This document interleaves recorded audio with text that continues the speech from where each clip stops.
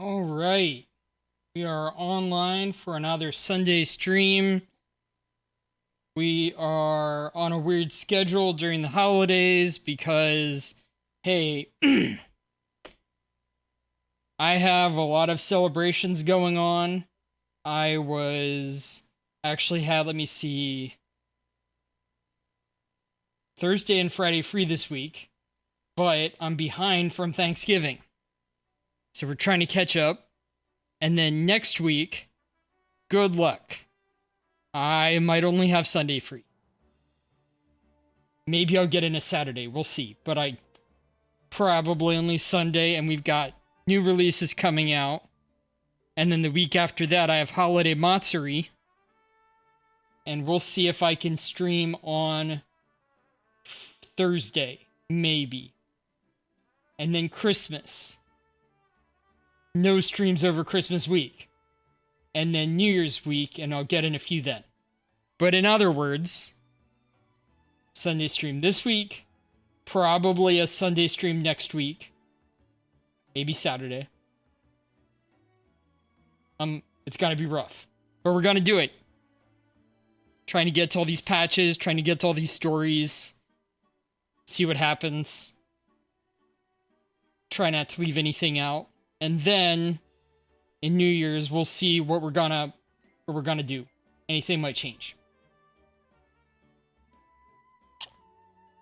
I am Walter Snacklefox, by the way. Fox VTuber from the Snackleverse. I am a adventurer, gacha gamer, maybe an analyst sometimes. I like to talk about stuff. I like to analyze things. And I also like to play some indie retro and do some reading, some variety stuff, but a lot of gacha fills my content. So let's get started. We are partway through the new patch quest, which is title A Nocturne of the Far North. Basically, we are looking in on the damselette, Columbina, who just disappeared. And she's kind of like going through some Honkai Star Rail remembrance stuff right now. There's Varka. Oh, and it's Durin and Albedo too. Talk about coincidences. We meet again. Yeah, this is pretty much the same place we bumped into each other last time. I convinced them to So, stick around a little longer. Before this, People, so I figured having a little company would help we them had out. talked with Alice the Witch, and Alice filled us in on what's going on with Columbina. We thought that since she was weak, she had done something strange. Like, she left for somewhere to rebuild her energy. We thought if she was weak, she would be in her home, but she wasn't there. And Alice revealed that she was so weak that she went, like, ghost. And that's why I made the reference to It's a Wonderful Life in the stream notification. It's a Wonderful Life is a story about a guy who kind of dies. This is a Christmas story, kind of dies. And he gets to see all the things that were happening in his life with him gone. How things were different. And that made him change his ways and see how he mattered. So that when he came back, in that sense, kind of Scrooge-like, he could do a better job. Now, Damselette, Columbina, is kind of an opposite take on that, in the sense, like, she was actually a really helpful, wonderful person while she was around, but she undervalued herself. In It's a Wonderful Life, I think the guy was kind of a jerk. But she undervalued herself. She had poor relationships with the people around her, and now that she's walking around among the people, she's seeing how life really is, how people really live, and it's changing her world. It's changing her mindset.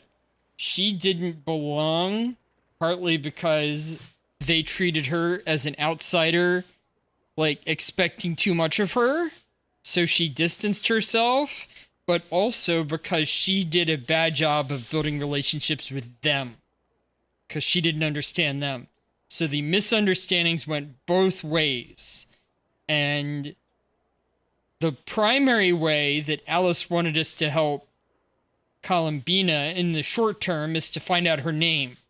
And that might just lead us to other things, but we're also seeing this angle where Columbina is understanding the people around her. And if she does that, then it might give her a stronger bond to this world than the ghostly form that she's in now. Ah, so you've been waiting for us? Does this mean that you've already arranged things with the Fatui? Sure does. Now you're back, we can go meet up with them together. How'd your investigation of the Frost Moon Enclave go? Well, we didn't find out Columbina's true name. But apart from that, it went pretty well. We learned some stories from her early days. Aha, just as well that I didn't tag along then. I'm sure our moon goddess wouldn't want every man and his dog knowing all about her private life. Every man and his Just dog? manners, I guess. Which one are you, Varka? So, Varka was waiting on us, but what about you two? Are you waiting for Alice? Oh, no. We already met with her. We discussed that experiment I mentioned to you last time. Oh, and she also handed me this communication device. Not the Dodoco. I'm sure I saw one of these back on the Golden Apple Archipelago. That's right. I understand she informed you about the relationship between the phantom phenomena and Tevat's borders, yes? She wants me to help her with some more experiments on that front. She said that she'll contact me through this device with more information. Ah, I see. Following instructions and making observations. Pretty common research method. Takes me right back to Albedo's lab. Wait, then who exactly are you meeting? Someone you know. Albedo's met him too. But I don't think Miss Lauma or the Grand Master have been introduced. Introductions are overrated, especially in cases like this. Every time I see that stupid name I came up with, I get jump scared because I'm the only one who would come up with that name.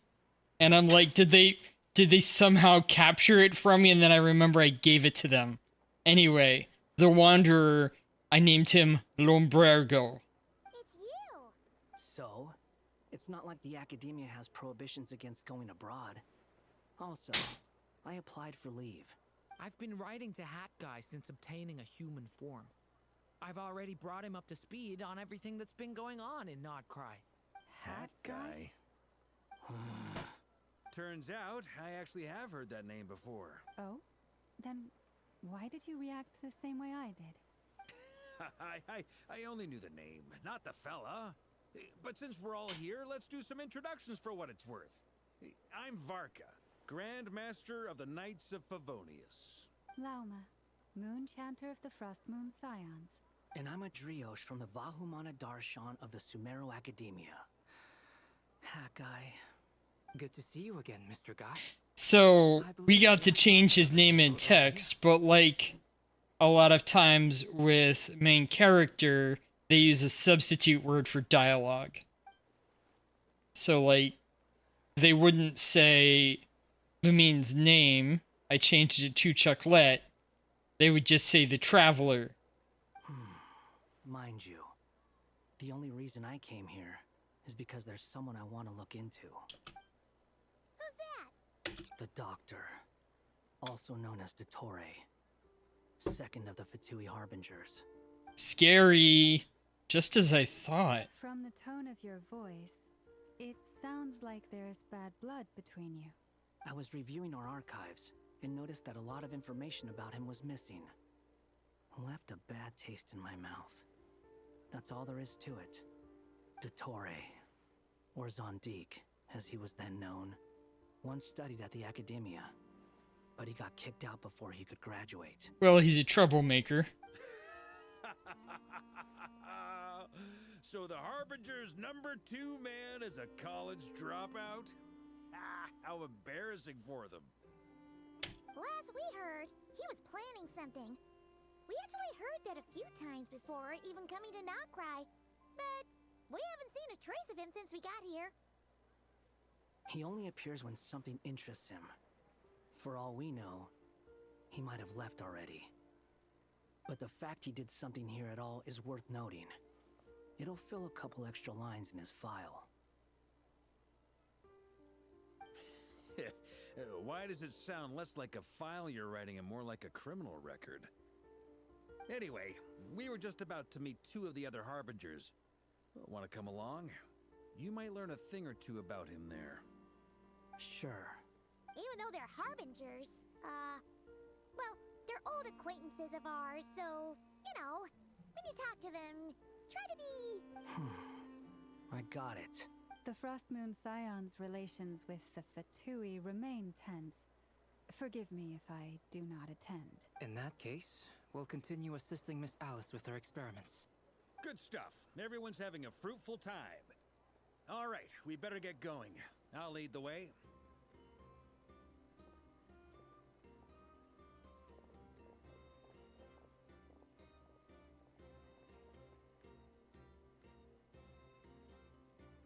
Hey, Lumbergo. Are you here for revenge? Well, yeah. That's obviously part of it. But I'm not the only one who has a score to settle with him. Neither you, nor Lesser Lord Kusanali, nor I want to see him meddling with things again. Fair enough. One other thing. When we return, let's talk about Columbina. What's the hurry? Don't worry. Pigeons always know which way home is. Okay! After the conversation ends, the group splits into 2 teams. Led by Varka. You made it. Who is this? A scholar from Sumeru. They call him that guy? friend of the travelers. Wait, this is the academia representative you wrote about? He doesn't exactly look the part. I believe this will prove my identity.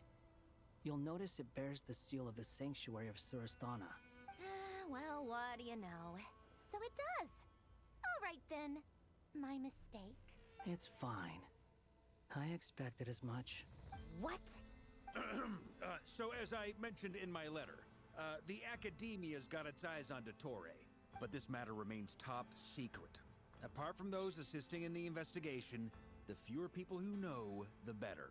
If anyone asks, I'm here in Nocturne to pursue my personal academic interests. Gotta say, Varka, you did pretty well to keep all this under wraps for so long. Sounds like you got in touch with the Academia about this way back. you flatter me.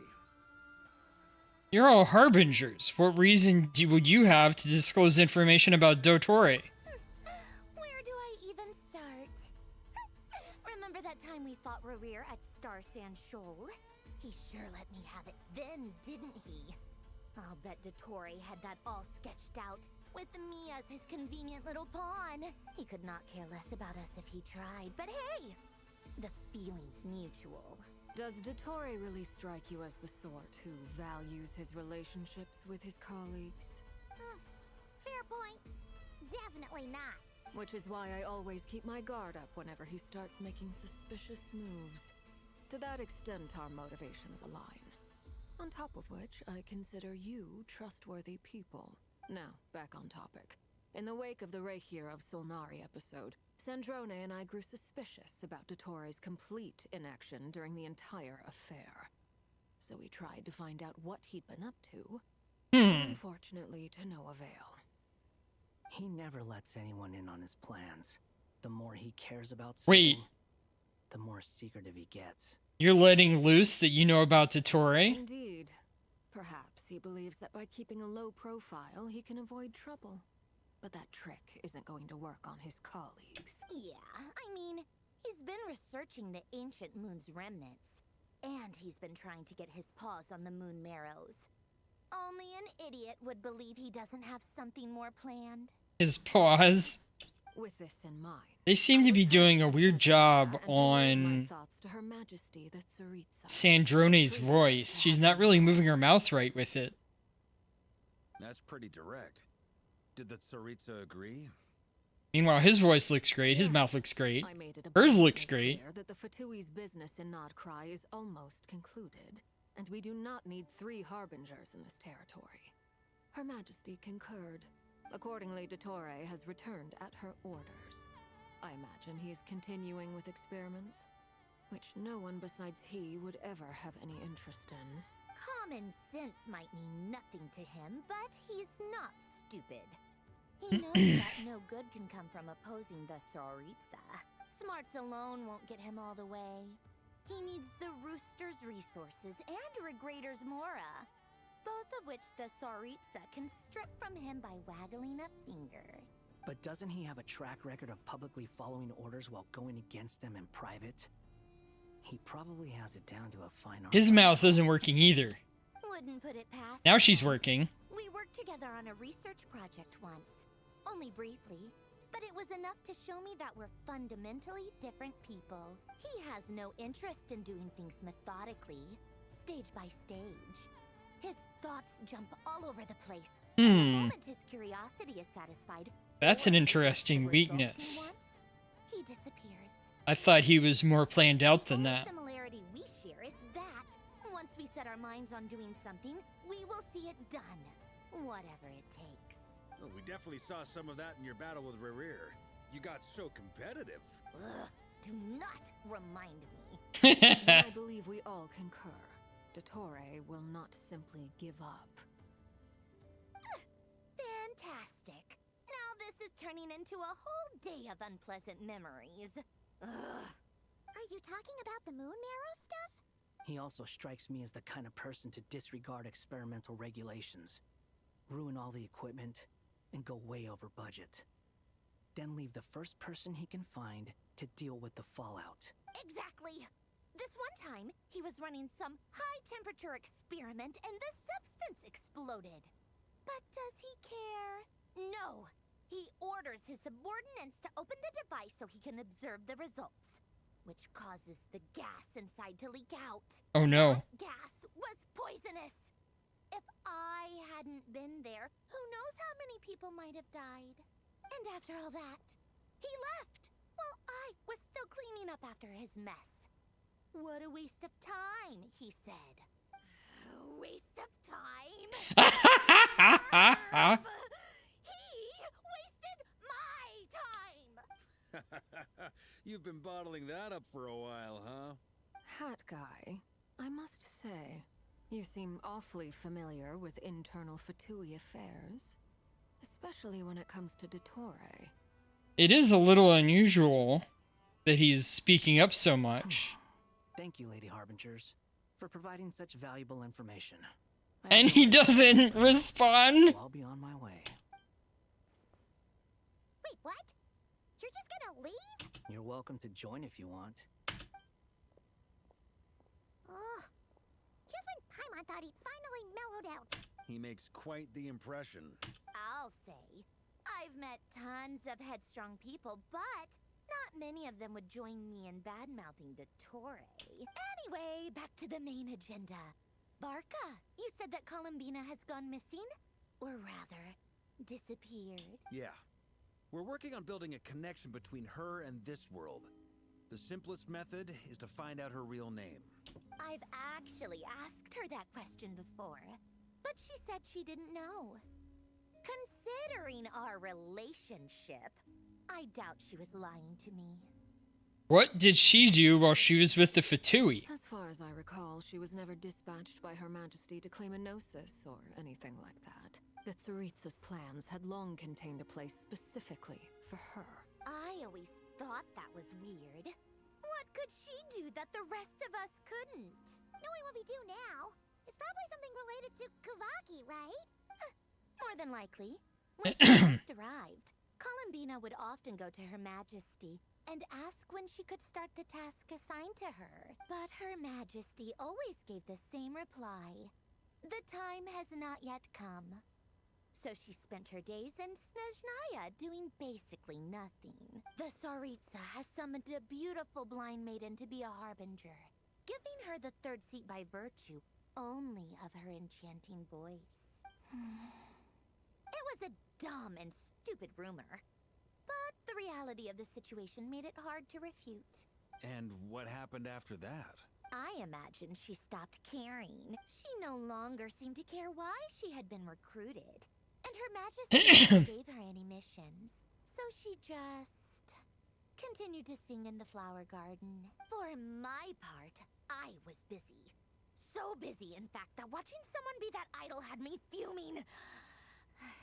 But still, I got the sense that she had long been used to a life of other people claiming she was needed when she wasn't. I just felt that having a place to stay would cost me something eventually, and so I waited quietly for the day that I would have to pay the price. And on the other end of that spectrum, you had me. Someone once told me that I had the lousiest work and the toughest luck. That's a good way of putting it. I forget who said it, but those words have always stuck with me. Sounds like something Lumbergo would say. No wonder. But you've done your job exceptionally well all this time. Because at heart, you are a conscientious person. Thanks for telling us all this. What is it? Something come to mind? It's nothing. I'm just even more eager to learn her name now. I want to shout it to her from the rooftops. That makes sense. Nothing screams you are needed like your name shouted from across the town. Well, good luck with it. But if you ask me, Kalambina is still the most shoutable name. I'm just so used to it now. After all the arguments we've had, I can't be bothered trying to remember another name for her. Nor I. Sandrone. Harlequino. You chat some further about interesting motives for Columbina. Huh! It's a Sealy! Does that mean Nicole has news for us? Ladies, I thank you for your hospitality. If the chance ever comes up, I definitely owe you both a drink sometime. I'm sure it will. You can make your own way out. Heck, you've been here enough times, you probably know your way around better than I do. We'll be in touch if the situation changes. Okay, time to do what adventurers do best. Follow that Sealy! I guess finding treasure is #1 job description for us.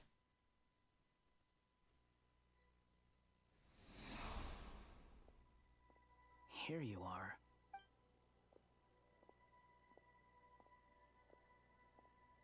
Oh, hat guy. How come you're back so soon? Did things go all right with the Fatui? Fine. Dottoro's been summoned home by the Tsaritsa. Couldn't get much more than that. How about you? Any progress with the investigation? Unfortunately not. We've tried everything. Different phantoms, different locations, different points in history. But the results were the same each time. Abyssal monsters roaming the land. People crying out in despair, with no hope of being rescued. Every time I see it, I can't help but think, is this what it was like in Mondstadt when Dragonspine Durin attacked? And if I fail in the task I've been given, will I create yet another tragedy? That's just meaningless speculation. When we encountered similar phenomena previously, I tried to interfere with those illusions, using sounds and lights to guide them. However, we could not change their fates. At most, we were able to extend their existences. The events of the past are like fate that has been written into Irminsul. There isn't a living thing in Tevat that can escape its past. But Miss Alice instructed us to try to find ways to change the outcome that these phantoms face. It's an impossible task. Can't you just refuse? Since she asked us to do this, I feel like it can't truly be impossible. Or if it is, well, mages can make the impossible possible. I could not have been born as Durin otherwise. But you also said that your past 39 attempts were fruitless. That's true. but you're still going. Yes. After this many futile attempts, surely you realize that you're not doing this because you still believe what some mage told you. It's because you want her hypothesis to come true. It's something you wish for deep inside. So, think for yourself about what you want to do. As long as you don't believe it's futile, it isn't. Yeah. Previous experience indicates that we cannot touch the phantoms, which limits the effectiveness of our interventions. If we want to clear this hurdle, we need to break this rule somehow. Same thought here. Following the same rules means repeating the same failures. Reducing ourselves to mere playthings of fate. So you mean we need to figure out a way to make contact with them despite knowing that we can't? Yes, and I suspect that's something only you are capable of. Everything in Tevat is logged in Irminsul, but the withering that once occurred in Sumeru was a sign that the Great World Tree was being corrupted. This corruption allowed things that should not have existed in Tevat to appear. This is tantamount to rewriting reality to an extent. You're saying abyssal power might be able to affect those phantoms? No one's ever tried it before. If you're gonna try it, it'll take courage. And you have to be confident that you can control it. Is anyone there? Has anyone seen my daughter? She's missing. I have to find her. I hear someone inside. Spargana? Are you in there? Ah! If I can use my abyssal powers to warn him that there is danger here, maybe it'll change his decision. Maybe he'll stay away. Yes. The important thing is not the nature of the power, but rather how you use it. To intimidate and obstruct. Sounds about right for the Abyss. Let me try. I should be able to influence that thing. Have you seen a little girl?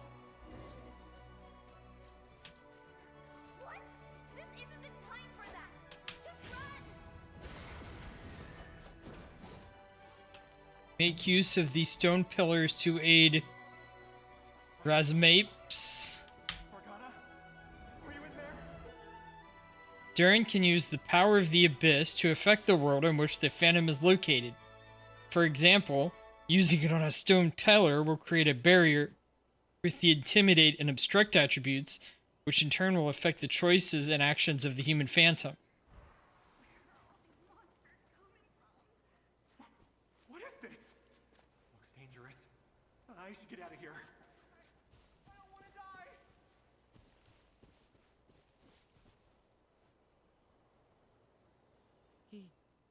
He really left. Ha! We did it! Don't celebrate too soon. Follow him. See what he does next. Monsters approaching from the front. You need to stop them and create an opportunity for him to hide. No, there's monsters ahead.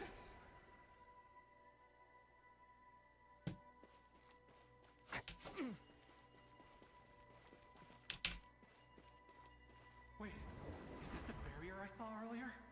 Why is it appearing now? It's as if someone's controlling it. The monsters are gone. Okay, that was kind of cute.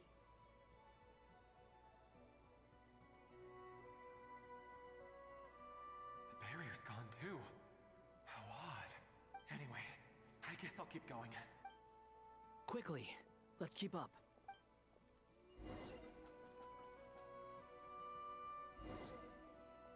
Wait, there was someone else here? Don't go any further. We've got anti-monster traps laid out everywhere. But my daughter must just be up ahead. I have to go. This way's blocked.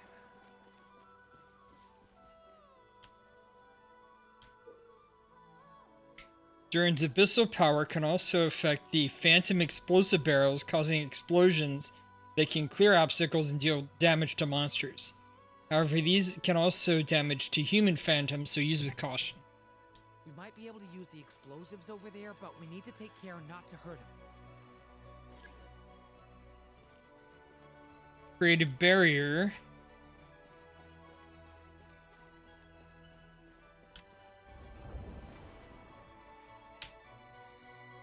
I'll use the barrier to keep him at a safe distance. This barrier seems to be helping me somehow. Make use of explosives to add Erasmus. Oh, no good. Gotta keep moving ahead.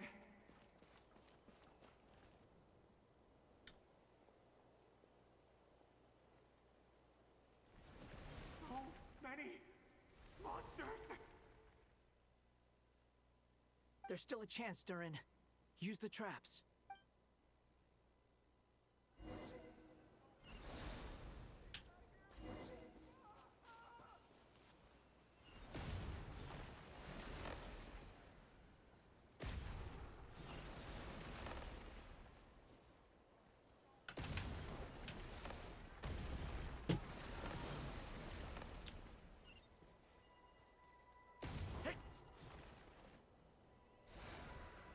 Help me! Oh, I did it in the wrong order.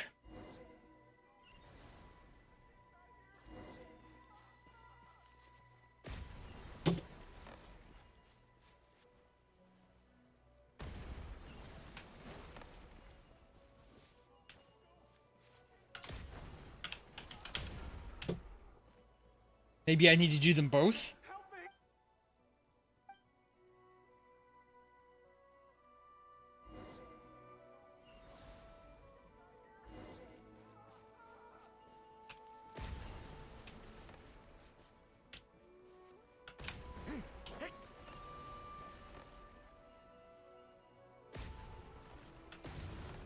That might have done it.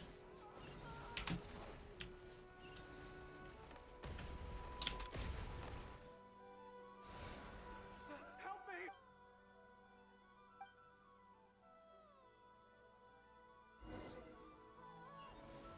Oh. Another try.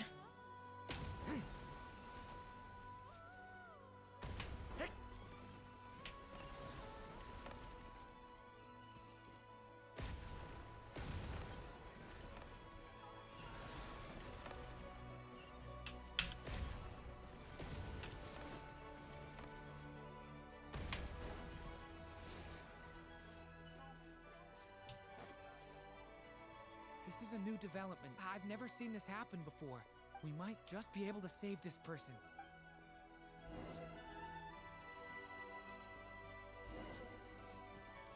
Continue escorting Rasmuspes.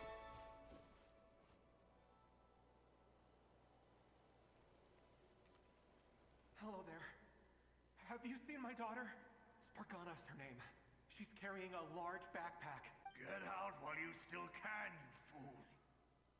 You won't find any survivors here. But I can't just leave her here. She must be so scared right now. A large backpack. Sorry. Wish I could help, but I haven't seen her. You'll just have to keep looking. Okay, thank you. If I do find her, I'll get her to shelter and come back for you. Don't bother. I've got nowhere left to go. What's that noise? Monster! No, if he goes inside, he'll be walking into a trap. Let's try this once more. This time, we have to stop him. The rescue has reached a dead end. All that can be done is to wait for another chance.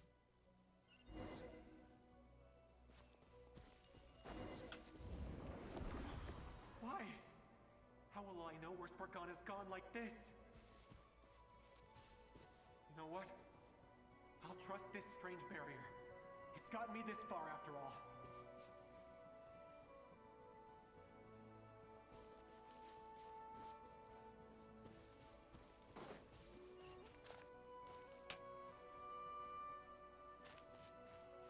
Spargana, are you there?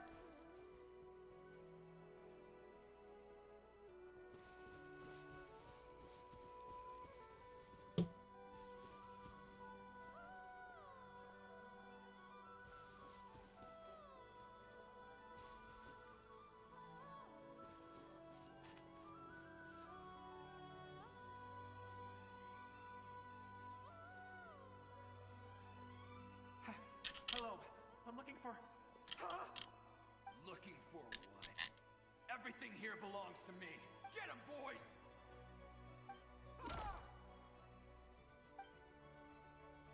Phantom, alright, gotta do it again.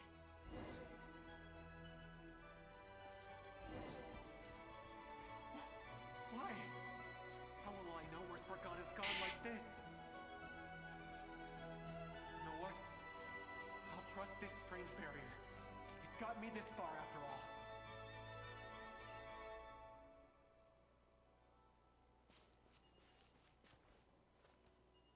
What?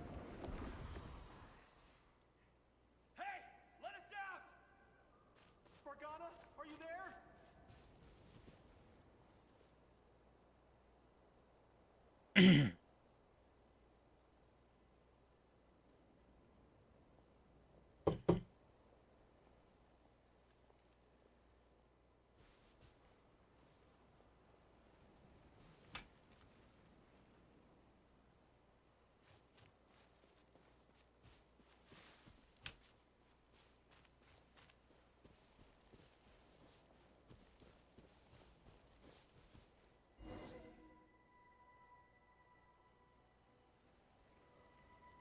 Huh?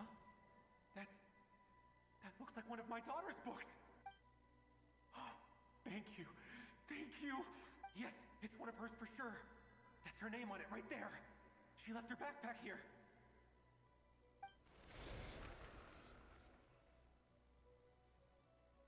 Durin, just like last time. Use the explosives.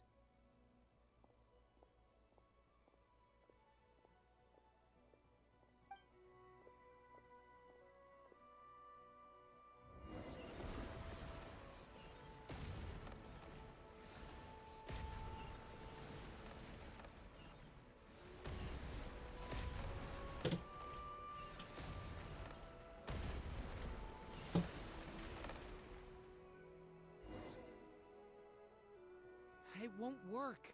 There's not enough left. If he makes it in, he'll die. But then, this clue could be the key to him finding his daughter. It might not be the only one. Better he misses that clue than loses his life. I guess so.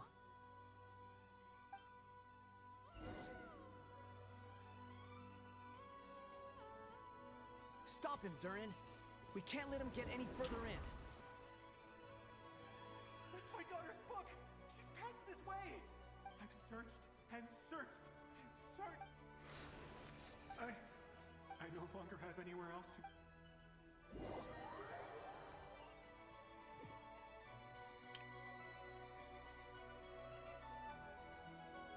I'm sorry. He refuses to go anywhere else. Whether he opens this door or not, all that awaits him now is death. We couldn't change his fate. Albedo? Hat guy? Let's try one more time.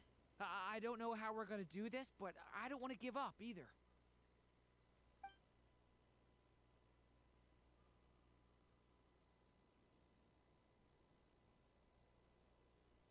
Why am I here? What's going on? All these scenes running in my head. Where are they from? Huh? What's going on? His reactions have changed. How many times have I... What's happening to me? Huh? Wait. Who are you? You can see us?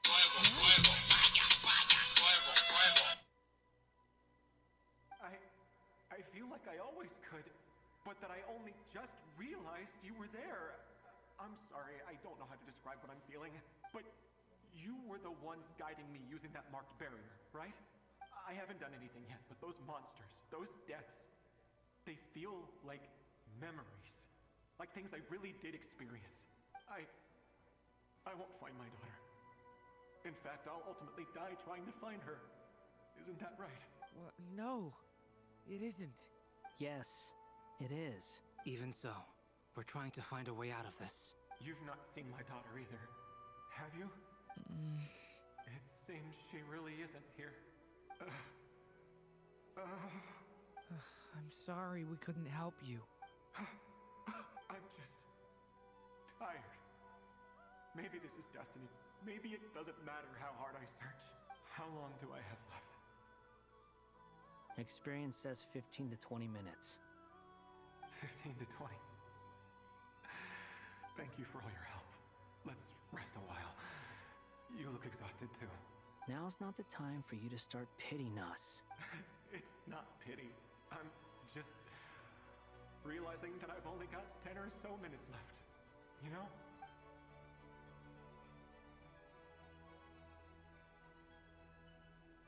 You say you're from Mondstadt, yes? A place with windmills, where people enjoy limitless freedom? And you're from Sumeru, where they've built an academy into a giant tree? Yes. It seems you've never heard of either place. Those names are unknown to me, I'm afraid. Yes. Have you heard of Hyperborea? I have, but I heard that it was destroyed in the distant past. I see. That was where my ancestors once lived. What about Delphi Pytho? Was it later rebuilt? I've never heard that name. Then what about Sal Vindaknir? I have seen that name on stone tablets on Dragonspine. But I'm afraid the only things left of that place are its ruins. I see. Sure enough, there was no way to turn this around, huh? I'm sorry. I was the one who asked to chat, but it seems like we're too many ages apart. There's barely any common ground to start from. It's all right. We did hear something new, at least. From how you speak of your lives, things must be going all right for you, I guess. They are. Mondstadt is a place of freedom and happiness. There's a lot of good people in the church and the Knights of Favonius, and even outsiders find that it's an easy place to feel at home. We have festivals a few times a year. Everyone gets together to drink, sing, and be merry. Sumeru is a lot more uptight. Not really the kind of place where you can relax. It's a nation fraught with problems wherever you look. But if all you want in life is to seek knowledge, I guess it's pretty much paradise. That's wonderful. In other words, after this all-devouring black tide passed, humanity did not merely avoid extinction, but rose to build prosperous civilizations anew. I mean, I can see you all right now. That must mean the future isn't a total mess, right? That's true. Well, time's almost up. Let's part ways, I think. Might be best if you don't waste too much time on me. The chances are slim, I know, but I'd like to spend these last few minutes looking for Spargana. If things work out, I'd love to tell her about what I've heard. May we meet again. Well, or not, most probably. In that case, may your wishes come true.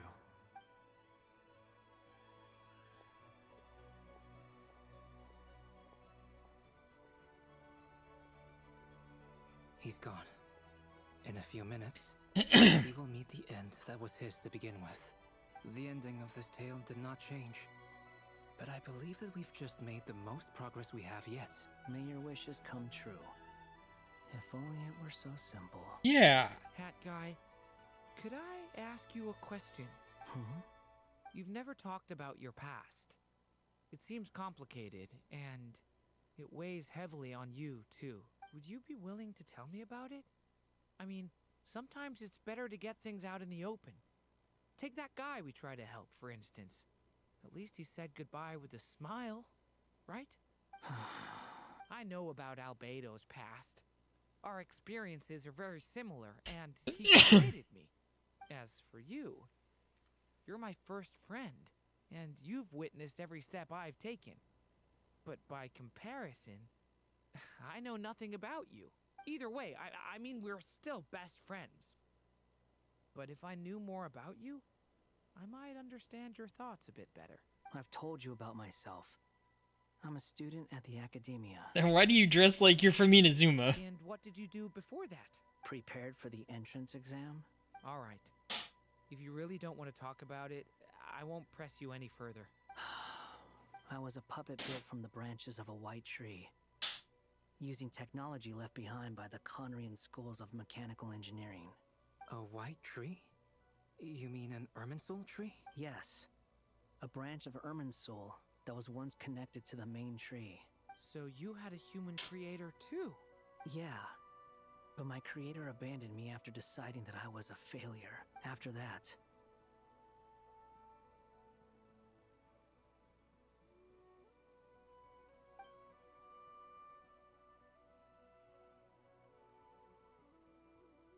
Durin. Resisting the influence of the abyss, suppressing the urge to destroy, trying to do the right thing. None of these things are easy. But no matter how hard they are, trying to rewrite past wrongs is far harder. You asked me if you would create a new tragedy if you failed. I told you there was no point speculating about that. But the real answer is, yes, you absolutely will. That guy. But at least you've got people here to help steer you away from the wrong path. So, just keep aiming towards the light. I will. Alright, break time's over. Hello? Durin speaking. Hello, friends, it's me. What have you been up to, I'm detecting some unmistakable fluctuations here at the border. Oh, nice. The amplitude isn't particularly high, but they're completely different signals from the ones before. And the scale is comparable to those I've detected previously. Alice, we were unable to save that person. However, he appears to have retained a portion of the memories gained through that cycle, and was able to hold a conversation with us. I see. Well, that is rather odd indeed. It definitely merits further attention. Could I trouble you to keep trying the same approach? I need to gather some more data. Counting on you. I should probably have Nicole come and check this out as well.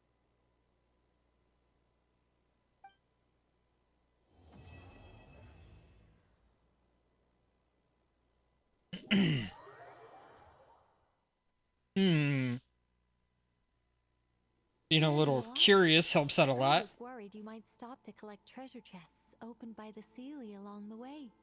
It would have taken you so much longer to get here. Another conversation I cannot hear. I am delighted to Oh see yeah, that you because she understand can't hear what takes Nicole. priority, and that your adventurer's instinct has not swayed your resolve. Really, I must applaud you for it. You should know.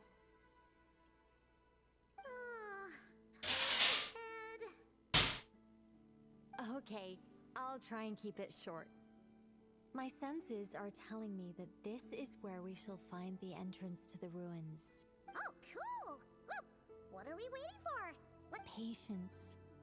This was a sanctuary of great importance to the Hyperboreans. A special process is required to open the gate. Oh, like the place that housed the Eternal Moon's Marrow?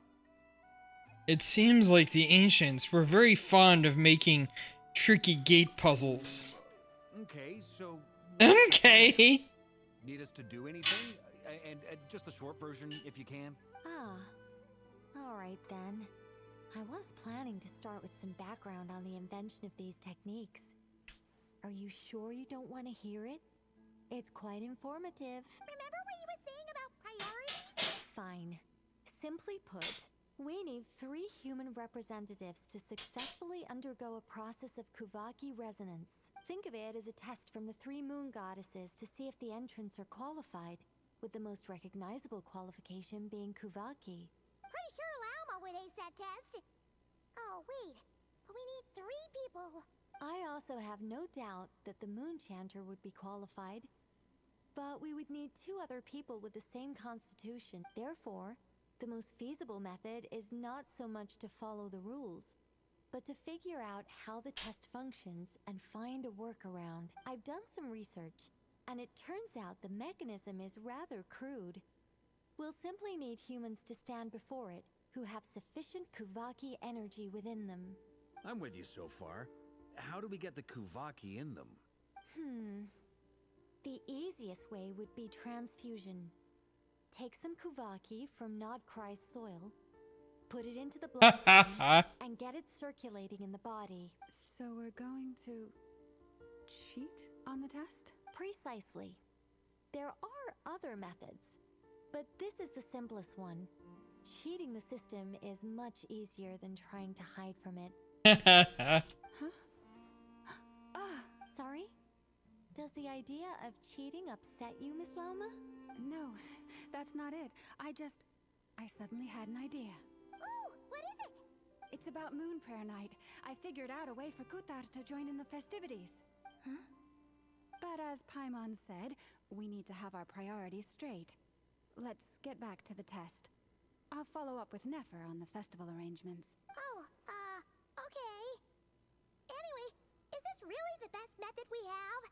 A Kuvaki transfusion sounds dangerous, no matter how you slice it. If you think that's dangerous, wait till you hear the other methods. I'd be more than happy to go through them if you'd like. There are several. No need, we're good. Let's go with this one. Paimon not wanting to eat something is wild. Very well. Kuvaki transfusion it is. Now, I should mention that the risks can be greater or lower depending on individual compatibility. It would be rash to simply infuse the Kuvaki and hope for the best. If the body rejects it, the reaction can be quite severe. The symptoms are similar to another condition that some people living here suffer from, known as congenital Kuvaki sensitivity.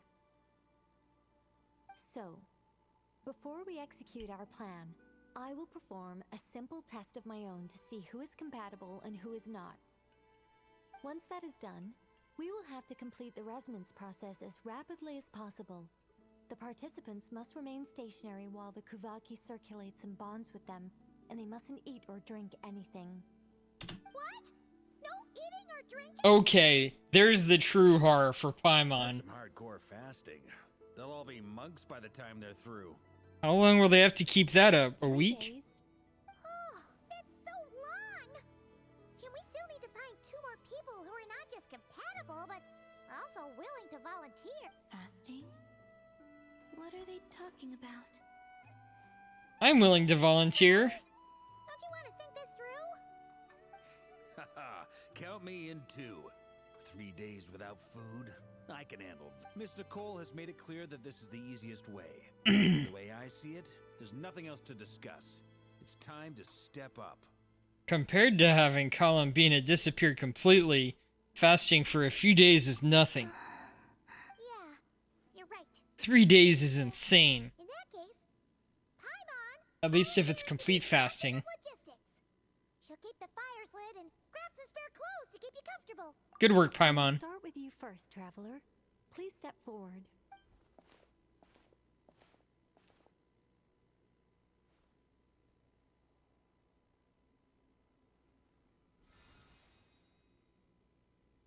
How's it going?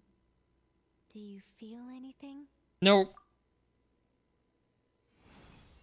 How about now? Nope. And now? Still nothing. What about now? Nothing at all. Did you do something? It's not a competition, you know. All right, I'm officially impressed. Even as a descender, you can withstand far more than I imagined. It's like I summoned a giant stone titan to arm wrestle you, and your arm hasn't even moved an inch. In my last attempt, I infused 5 times the amount of Kuvaki required. That much? Yes. Safe to say, compatibility won't be an issue for you. You're eligible to join. You're next, Mr. Varka. Uh-oh. Sure, here goes nothing. All right. I'll start where we left off. No, no. Whoa, whoa, whoa. His eyes! Wait a minute. How's it going? No, not great. I kind of want to puke. Feels like His eyes! A few bottles of wine, then a big stein of Dark Horse, with some hard liquor from Liyue mixed in. You think this is funny? I just lost to a young lady in an arm wrestling contest. I'm never gonna live that down. My apologies. I'll lower the concentration and try again. Is she a prankster? Oh. How's it going now? I'm not as dizzy as last time, but I can still feel it pulsing around. In that case, You wouldn't be an ideal choice, Mr. Varka. Let's try someone else. Okay. Let's go ask some of our other friends then. Paimon, are you just accepting yourself from this? If I'm a weirdo, you're too, okay?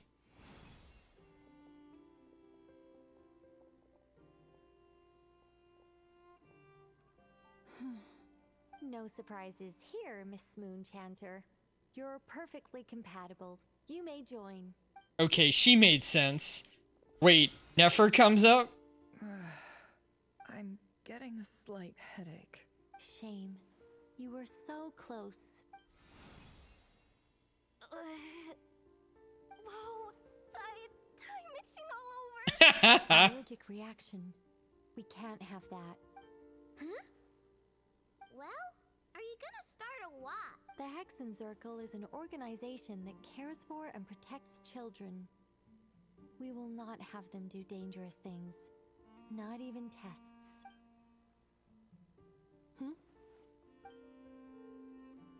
Is something the matter? The candidates have to be human. I guess that rules me out too. Huh. Everyone except the Moonchanter got beaten. Guess I don't need to feel so bad after all. I mean, looks like this isn't gonna be as easy as we thought. Perhaps I could ask for volunteers among the Frost Moon Scions. I'll see about talking to some trusted Lightkeeper colleagues. Itlua springs to mind. In fact, I think we had some former Frost Moon Scions join our ranks recently. Can you give me the scientific explanation for how the test works? I can probably make some kind of test bot. Then we can just zip through Nasha Town, going up to people and pressing a button to check their status. Wouldn't that be way easier? Nice. No. Wow. No elaboration for once. How about I contact the Knights of Favonia's garrison in the Wave Chaser plane? Shame that Lohan's already left. And that guy's even tougher than I am. Oh, hints about future characters. The Moon Goddess is clearly revered by many people. So why is she on the brink of disappearing? She mentioned that the world has rejected her from the very beginning. And when we fought the Raihir of Salnari, it seemed like she exhausted her power for our sake. Also, Paimon's not sure revered is the right word for how people feel about her. Aww. Gratitude, certainly. For my part, anyway. It's basic reciprocity. She helped us, so she deserves our help in return. Yeah. Even though she looked like she didn't care, she... Onyx Fury stares. What's going on, Onyx Fury? We are picking up the Genshin Impact quest where we left off. We are currently trying to assemble members of a team to eat Kuvaki, the moon energy, stored in their bodies, and pass a test. We have to have 3 humans with enough Kuvaki to open a gate and save the gorgeous little damselette. We also met up with the Fatui, and they were like, Dottore, the doctor's a real weirdo, kind of psychotic, both in the sense, like, not following up on experiments, but also, like, being mean to people, and the Wanderer, who I named Lombrergo as a joke, was like, there's something that I don't know. Yes, I'm not actually, like, a lore genius for this game. But is there something that you have that I don't know? Is that what you're talking about? Yep, you bet. Anyway, what's going on your side? They really think so? You have told me that one before. I might have forgotten a bit, but you have told me that before. I'm super surprised that Columbina isn't her actual name, though. I think it really suits her.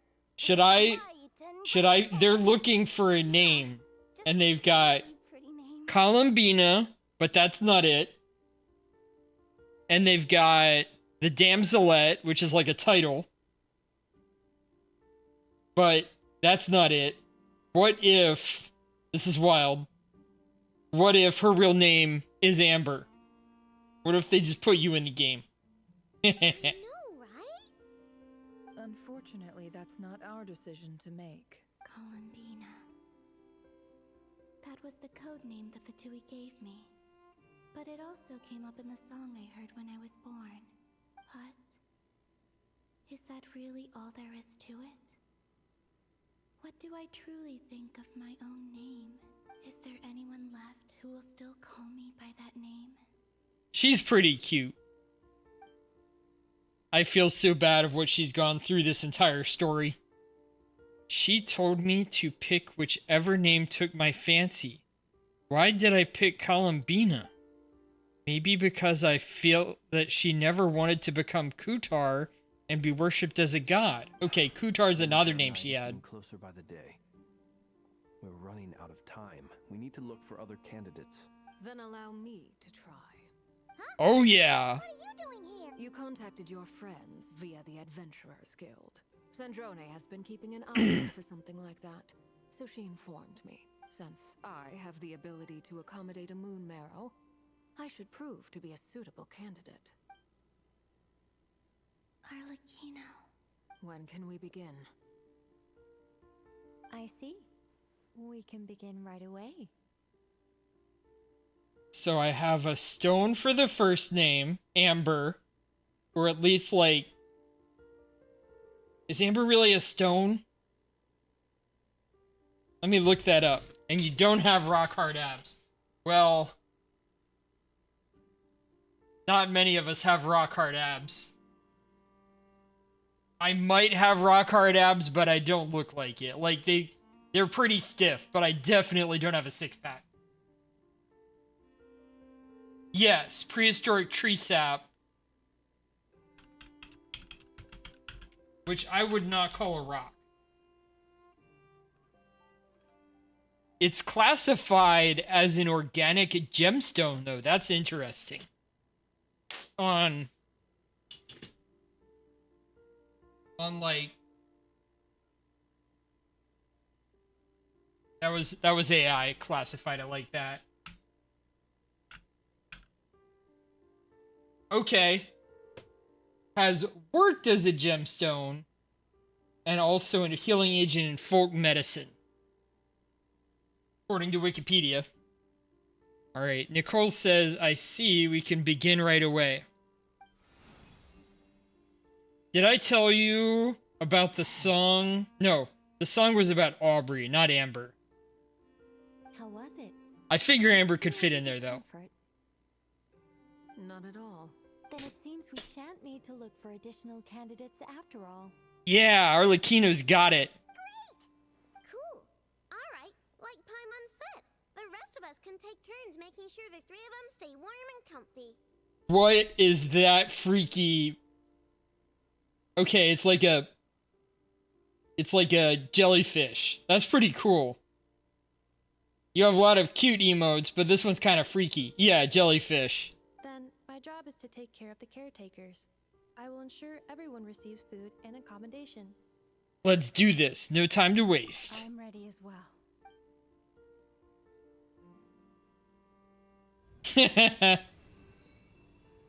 I know this is like this lupus guy at Voops, but I look at that and I just see like a blue Nick Wilde. He looked kind of like he's a con man or something. Which I respect as a fox, I guess. They're tricksters. Oh, that is cute. From the same person, the shady lady. Am I on the left or the right here? I think I'm on the right. 'Cause... Hey, I would look that cute, I would look that excited hugging somebody, but I still think you're on the left. The work is done. The sacred scroll shut. The stars grow dim, the people silent. Also, I see myself lifting you up more than you lifting me. Silver moon rises. O path to the temple, appear now before us.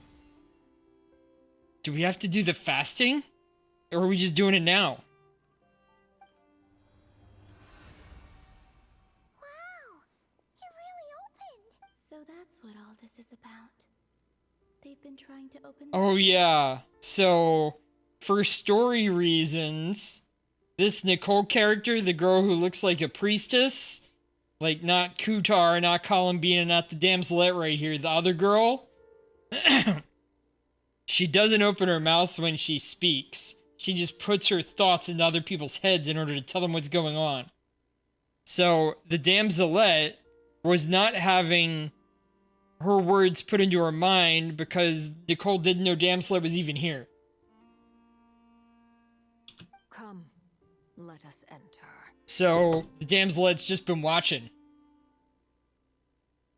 An 18-pack of body armor alone. How much is an 18-pack? How heavy is that? It might be best to eat something first. Take care to chew properly and swallow slowly. It will give your body time to readjust. And are you gonna lift me the same way you lifted that body armor? Still respect. Nice. They will head in soon. Is that like 30, 40 pounds? They will need to enter this gate.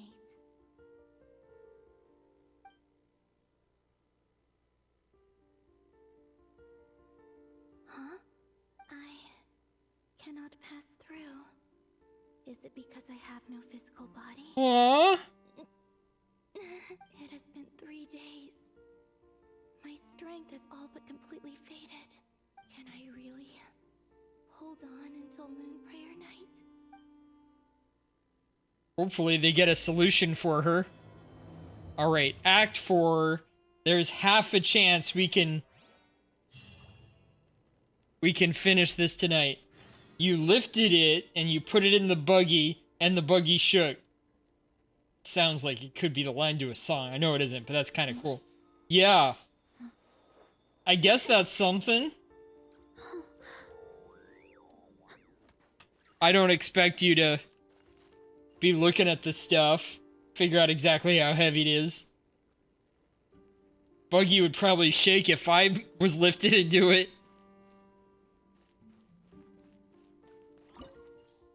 Oh, we need fire. Well, we have plenty of that. Here, I'll do Mavuika. Mavuika. Oh yeah, they had the weird pronunciation. Missing or different pronunciations for letters.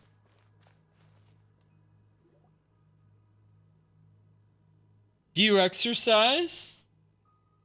I do karate. I'm not that great at exercising, though. I burn out fast. Judging by their clothes, they appear to be phantom Hyperboreans from the distant past. All these Hyperboreans wear these goofy Christmas hats. It's probably not intended that way, but boy, it's wild. They all dress like kind of like elves, I guess.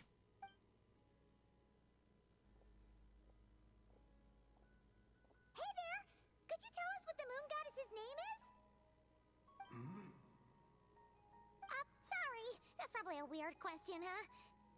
How do we explain this? The moons are long gone, and their goddesses are dead. Their names no longer. Alright, that's pretty cool. A buff guy saw that and grabbed his girlfriend and nervously ran out of the aisle. Also, 18-pack of body armor. What was that? For like body armor for like shielding yourself against bullets? Or was this like something else? I'm guessing bullets. You can get that stuff in Florida. Impressive, kind of. Wow. We have used every last resource at our disposal. All that remains is to wait. Patiently and quietly. Yeah, I was talking about weird names, but this guy just takes the cake. It's Shazaya Xantis? I don't know. I want to hear them say it. Were the people of the past all this devout? It looks like this phantom doesn't intend to converse with us any further. Surely the new moon goddess he speaks of must be Columbina. Alas, Kuthar's birth came long after the age in which he lived. Salvation did not come. But, maybe if we find a phantom from a more recent age, they might know Columbina's real name. Or more likely, we might find a formula for how they create the names. True. Keep an eye out. We should be able to tell which era they're from by the clothes they wear. Nicole, nothing to say on the matter. Yeah, you've been pretty talkative this whole time. What changed? Oh, nothing. I'm fine. You all make good points. Felt your muscles and said, don't let anyone tell you that you can't do anything? Alright. When the Hyperboreans speak of moon goddesses, they mean the three from truly ancient times. I can't imagine they would know anything. That's something to be proud of. Goddess.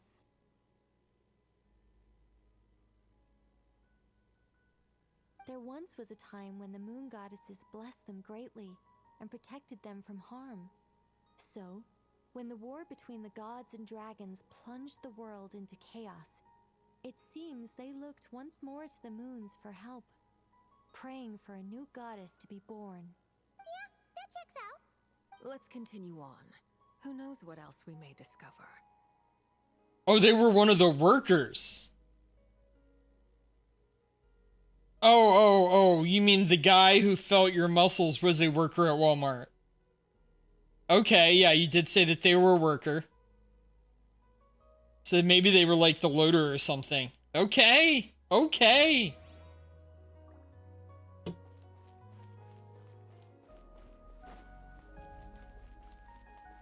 and stop me!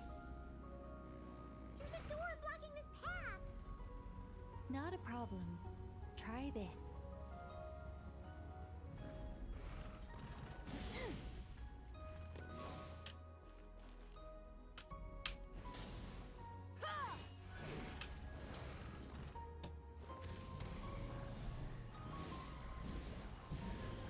Oh, T. That's showing up. They wanted me to get... Oh, they wanted me to use Kuvaki. This device was maintaining the door's integrity. Remove the core, and the device stops working. So, I guess you were working at Walmart at the time? No need to tell me, but... More precisely, this is a device... Good to hear that you've got some work experience, I guess. Let's go. We still have a long distance to cover. The produce section.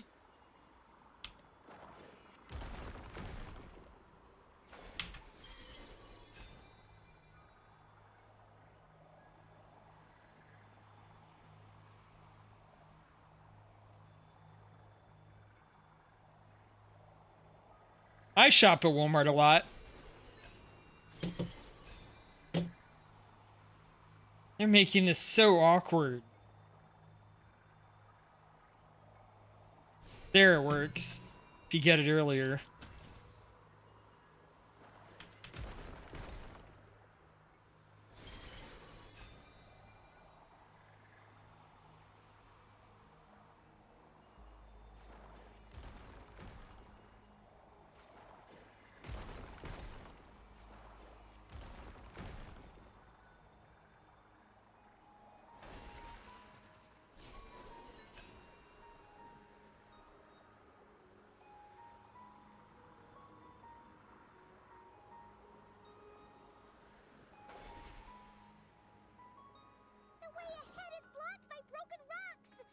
No! I bet we can fix this. Device again. Remember the door from earlier?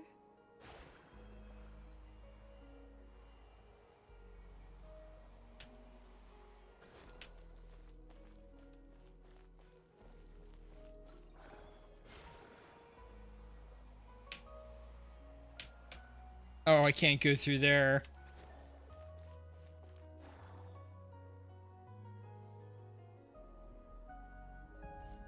Oh, there. All right.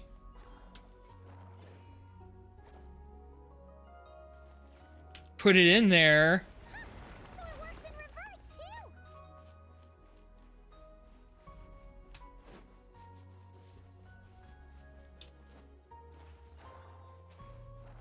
The humans we see are all phantoms, but the monsters are real. What a fascinating place. There'll be plenty of time to admire it later.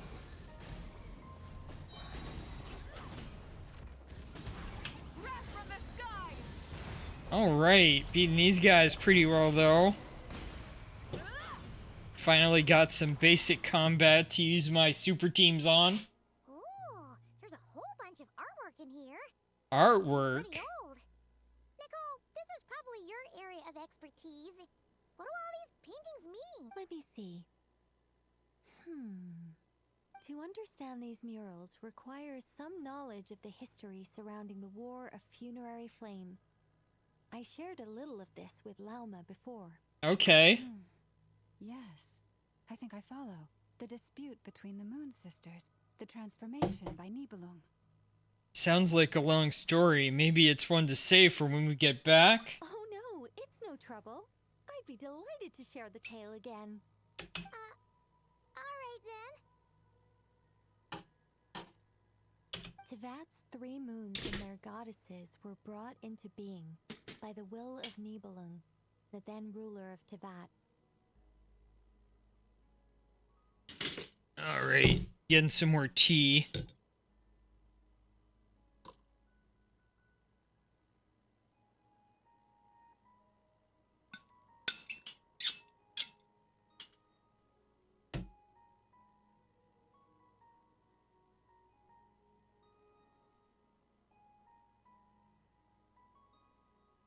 He looked at the stuff and then looked in the buggy and said the buff guy was running away after seeing me put the drinks in the buggy alone. The buff guy was wide-eyed as he was afraid I was going to kick his butt. Okay. Wasn't the stuff going in the buggy the body armor? Or maybe body armor is a drink. I think I missed something there. The guy thought you were going to kick his butt. Okay. Heavenly principles came. They changed the world completely. I think I'm missing down to something its there. very foundations. The moon goddesses were nowhere near strong enough to challenge this entity. But the heavenly principles did not view them as heretical entities that had to be removed. Body armor is the drink. Okay, okay. That makes more sense. Okay. The 3 moons existed to keep this planet alive and operational, which did not directly conflict with the heavenly principles' aims. Nevertheless, the inherent precariousness of this arrangement would soon be revealed. Nibelung returned. Yes.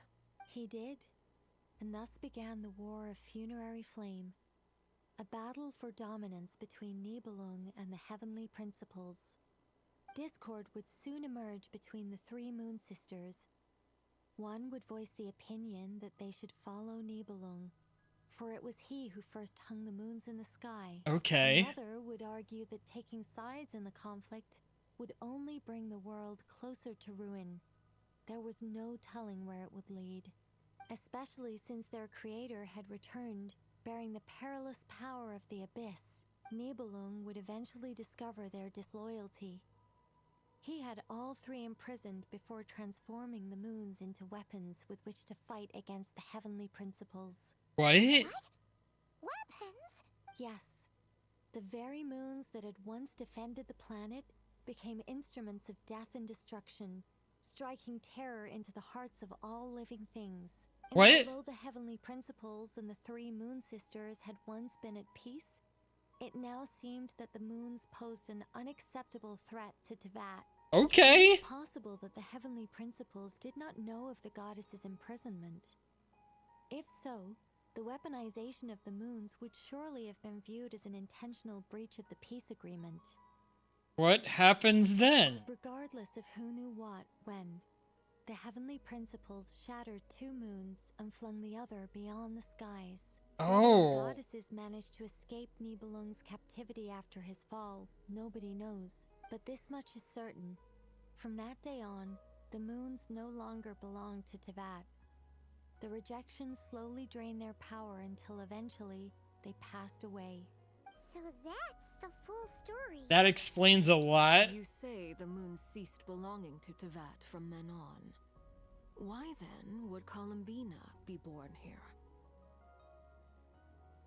The female Walmart worker that showed up first took off pointing the black man to me, and he said, "Respect, girl, respect." Nice. That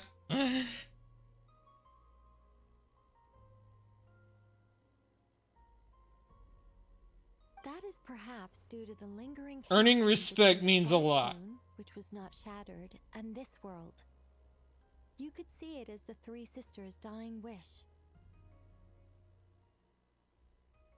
They never desired war. All they ever wished for was to protect this land. I see. If the final fate of the three goddesses is as you say, then Columbina faces the same grave danger. Our investigation has yet to bear fruit. We must hurry. Yeah, you're right. Let's keep going. Yeah, I did figure that out.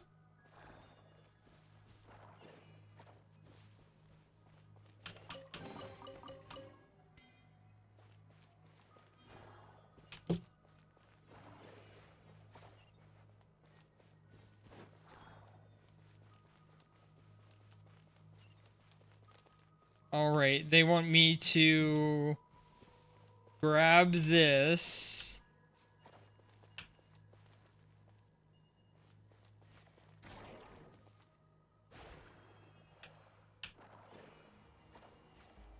Throw it up here. Oh, I can't even go over there if I wanted to.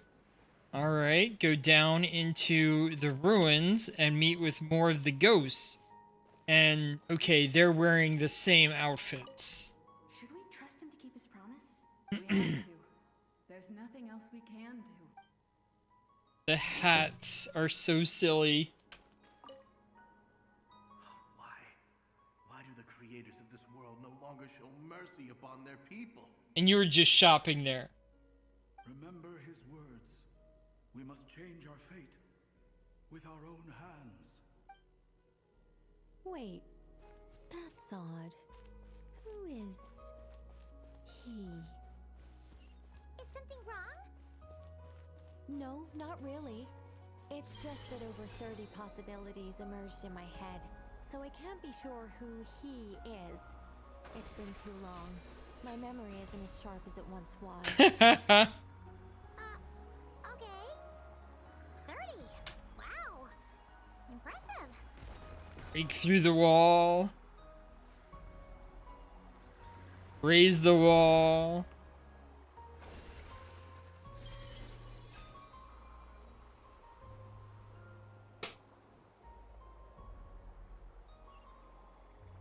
Okay, yeah. Body armor is what? Energy drink or protein drink? I guess protein. Here. Guessing we'll need to activate this thing? Indeed. I was a little worried about that at first, but as we got closer, I sensed that the Kuvaki within it flows unimpeded. It should be functioning normally. The only issue is how to activate it. It's looking a little worse for wear. What about the cores from some of the other devices we've seen? Can we repair it using those? In all likelihood, yes. I imagine that would have been the Hyperborean's backup plan. Let's look for some cores. Okay.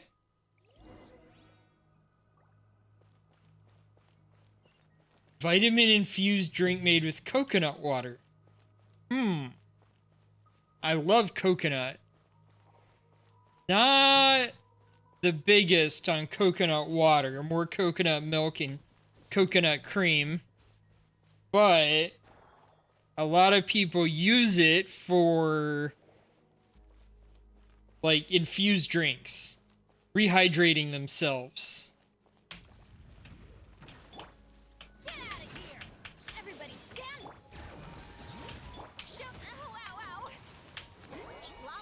probably pretty good for that.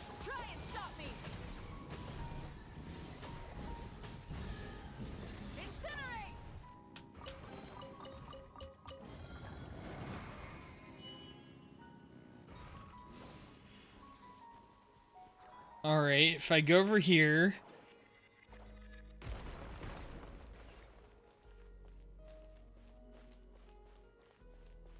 Oh!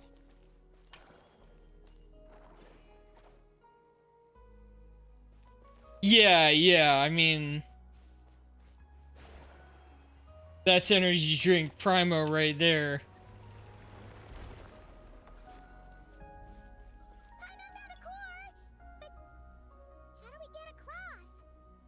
Walk up, then jump down.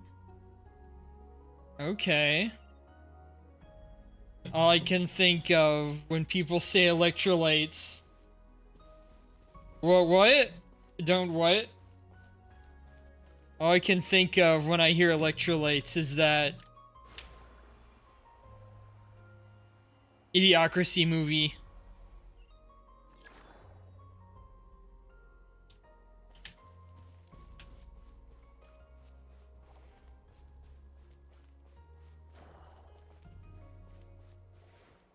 Oh.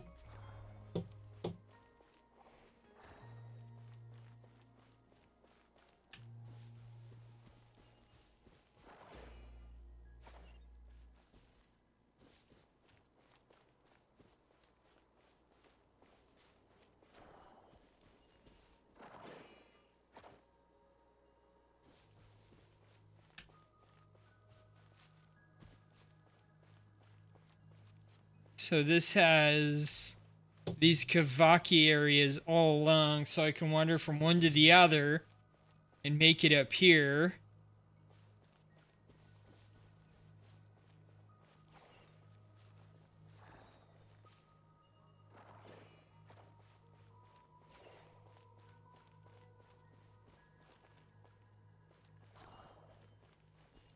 Oh, don't drink it?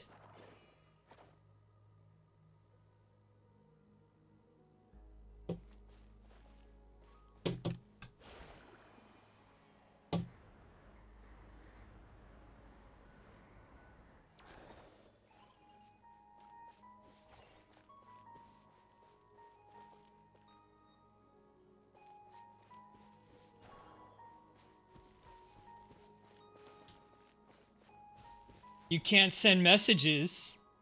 You have been, I thought. Or you mean on Twitch?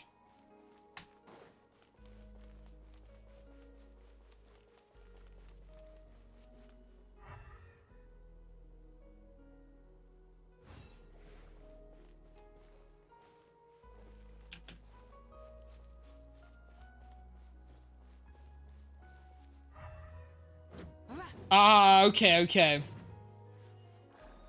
Well, I can see these.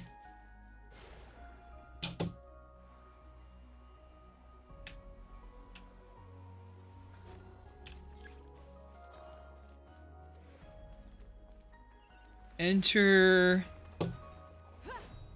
Kuvaki empowered state.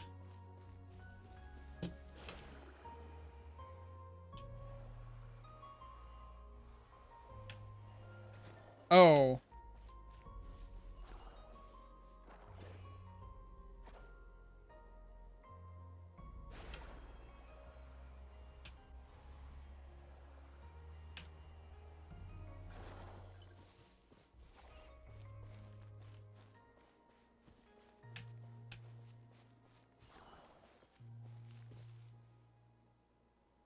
Oh, the vitamin infused drink made with coconut water.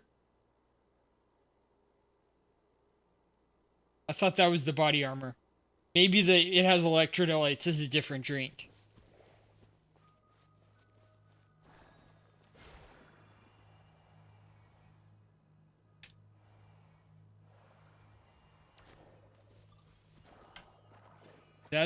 Find a way to activate the device.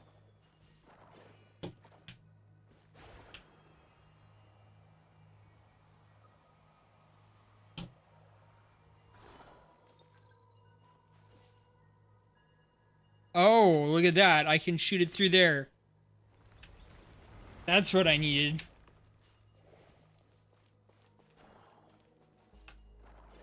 Now I take that out and drop down. That should be enough cores. Let's head back.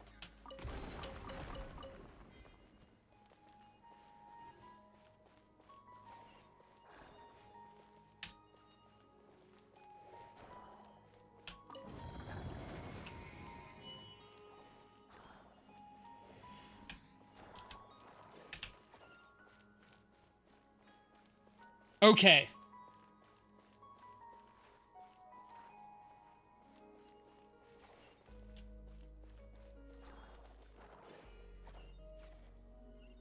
All right, that's one core.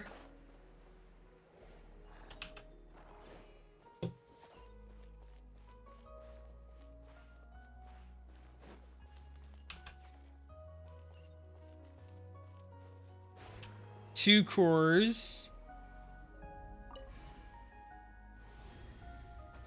The device is up and running. It's hard to believe that the ancients were capable of constructing such things.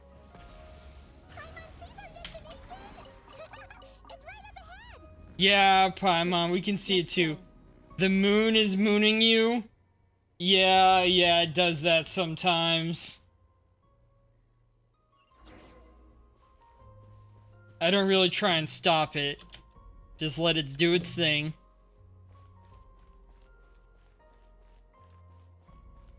It's not the only thing getting a little cheeky with me. What is this?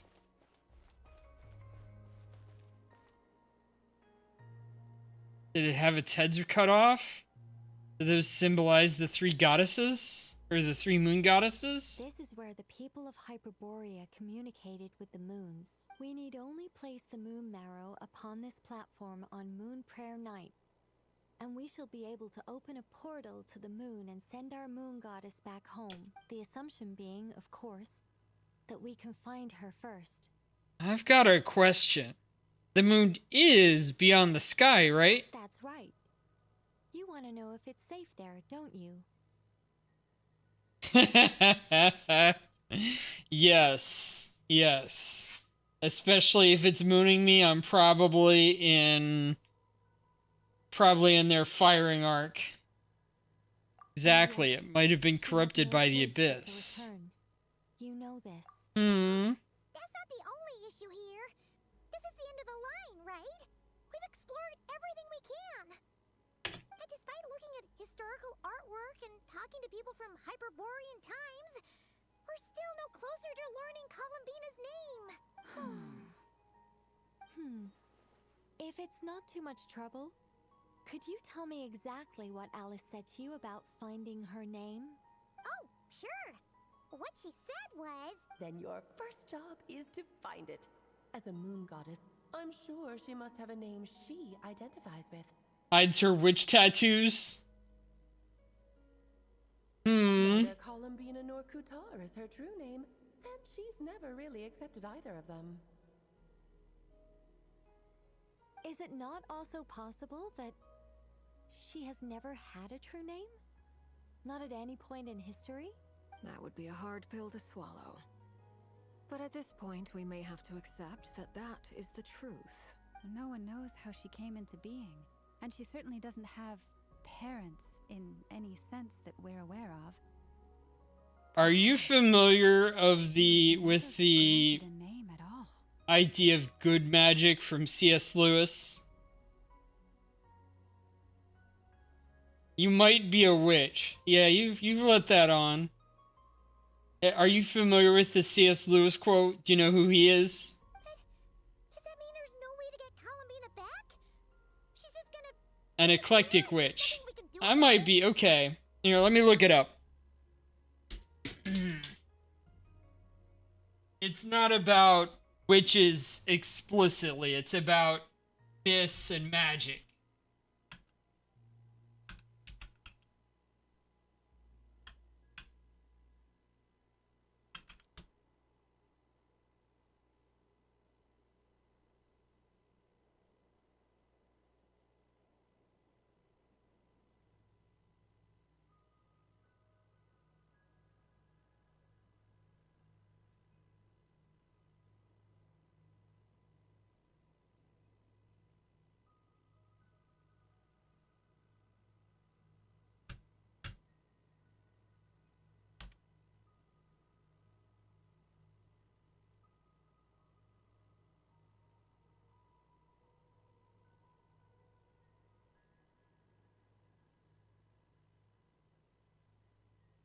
Oh, I found it. I found it.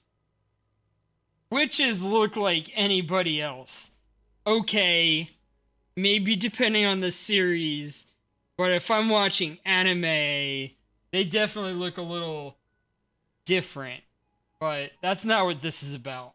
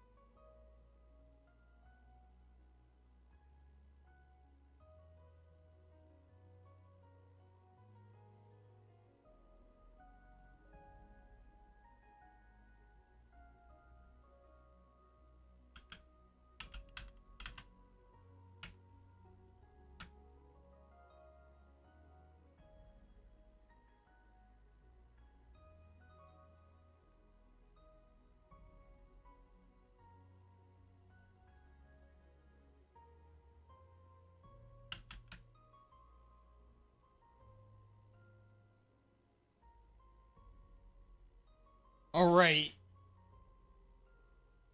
Yeah, I know. But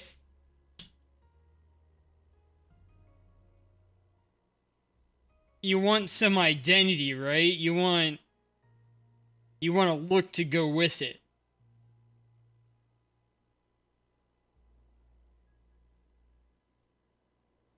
All right. Absolutely getting cheeky with it.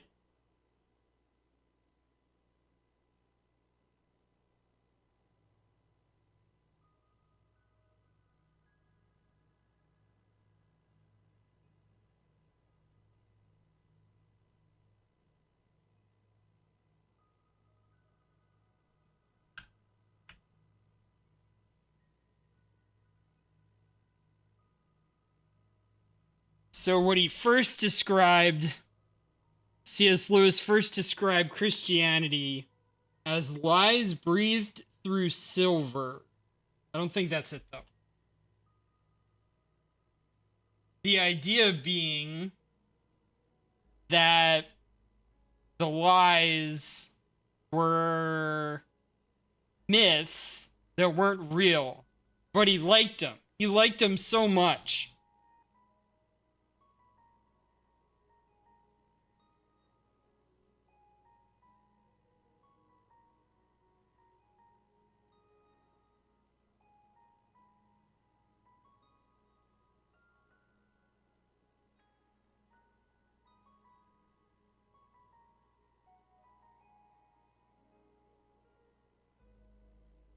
Wasn't what I wanted. Close.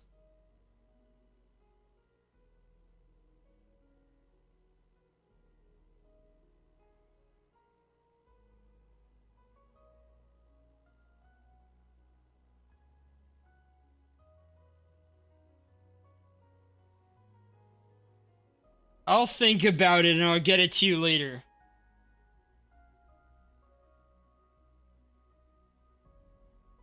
What are the tattoos? Do they say something important about you? I guess there's something about the witch stuff you mentioned. The basic idea, though, was that in fantasy stories, like Lion, the Witch, and the Wardrobe or Lord of the Rings, you often had people using good magic. And if you looked at stuff outside of that, like outside of Lord of the Rings or Narnia, most of the people using magic were bad and evil. But C.S. Lewis had this idea that you could be godly and use magic as if they were just like the light and the dark side or something. as if there could be good magic. And not just like, oh, witches were evil. Now, the good magic would still have to be used through the power of God. Like, you couldn't do it outside of that. But still, it's something. Like, you've got like a priest or something, we might call it instead, I guess. But does that mean that there's no way to get Columbina back? She's just gonna disappear, and then there's nothing we can do about it? Huh? Wait. Okay, 2 tattoos. One is a triple moon goddess with a heart and ethereal light, and the other is a pentacle with ethereal light. Alright, first one, triple moon goddess. Are you just like a Genshin Impact fan from the beginning? Before you were watching my stream? And the other is a pentacle, which make me a little uncomfortable because they're tied to witches, but maybe I don't understand them either. Usually not the anime witches, I guess. Wait, why all this pessimism? Was it the way I phrased this question? You all seem to be taking this in completely the wrong way. What do you mean by that? Just because she's never had a real name in the past doesn't mean she can't have one now. What? Think about what Alice said again. She never once said that you'd have to find a new name, did she? Yeah, I was joking. What I think you're saying. You want us to grant her a name? Yes. Names are anchors that connect us to the world.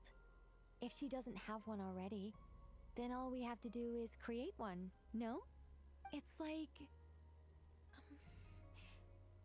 yes. What do 3 moons mean to you, or triple moon goddess? Do you think you would have turned around if someone behind you shouted, "Hey, Hermione"? No, I wouldn't. But what about now? Huh? I understand what you mean. Life is a long journey. Even the friends and family by our side can change over time. When people call you by different names, what matters isn't so much the words themselves, but what they symbolize. And of course, whether that resonates with you. Ether. So, close your eyes and picture the moon goddess in your mind. If you were to call out to her in this moment, what would you say? Columbina. Columbina. Hi, Mom will call her Columbina too. Well, she has long forsaken everything that Kuthar represents. I think from now on I should call her Columbina too. Well, it sounds to me like you found your answer. Are you sure? Is it really that simple? We haven't found her this whole time, and not for lack of trying. The ones that we are mistaken for has the upside down star. Yours is right side up. That's interesting. That's something to look out for. What's the difference? Like, I know geometry, but like, meaning-wise, what makes them different? For a journey like this, I don't know if I've ever seen one right side up. as the outcome. Had you not searched far and wide, rejecting every other answer you were offered? How could you have come to an answer you felt was finally correct? Oh, it all makes sense now. This has Alice's fingerprints all over it. Are you suggesting that Mage knew from the start that Columbina never had a real name to begin with? I wouldn't be surprised at that at all, Arlecchino. But why did they change? Did they always write your name as the knave? I can't say for sure, but I can definitely imagine her chuckling in satisfaction somewhere right now, saying, "Oh, what fun!" Llama, your antlers! You should hurry. The festive moon has begun to rise. Do not worry, for when you called the name Columbina just now, I could sense that the power within was enough to summon back the moon goddess. Upside down is supposed to do the magic that's against the Wiccan Rede? I don't know the last word. The power within what? The name? Yes. So, the thing is, What's wrong now? this is so annoying. I really, really, really want to explain how that whole thing works. Aww. The founding principles of Tevat and... Oh, I could talk about this for hours, but... Deep breaths, Nicole. Deep breaths. Angel, a sober, sensible, solemn angel who has her priorities straight. Okay then. Sorry for asking. Clearly a bad call on Paimon's part. Anyway, you all need to hurry. Last thing, remember how it felt when you called out that name. I like that. Then it is agreed. Okay, that's the real word, and it's pronounced the Wiccan Reed. So the reed is like the good. By the name Columbina, we shall find her. Then we'll throw her the best Moon Paranite party ever! And at last, we will send her home.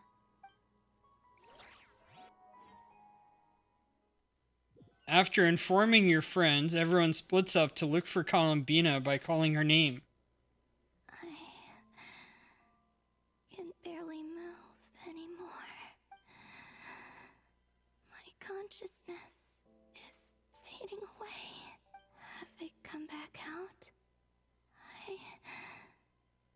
I'd love to see them one more time.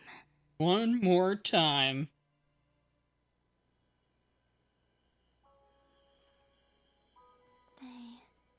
They didn't make it.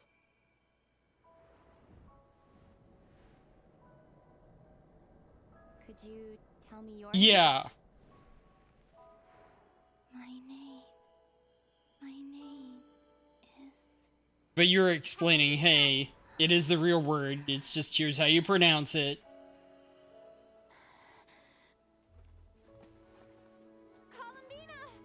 Are you here? Columbina!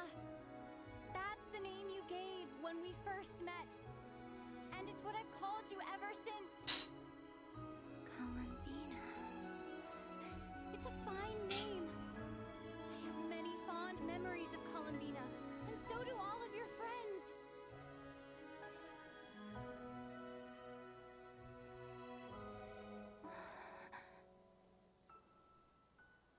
If you like this name,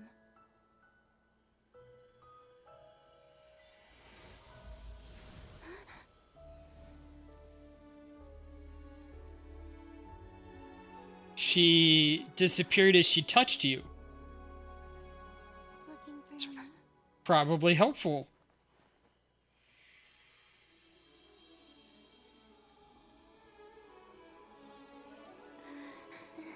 I like it. You can carry on using it. My name is Columbina Hyposelenia.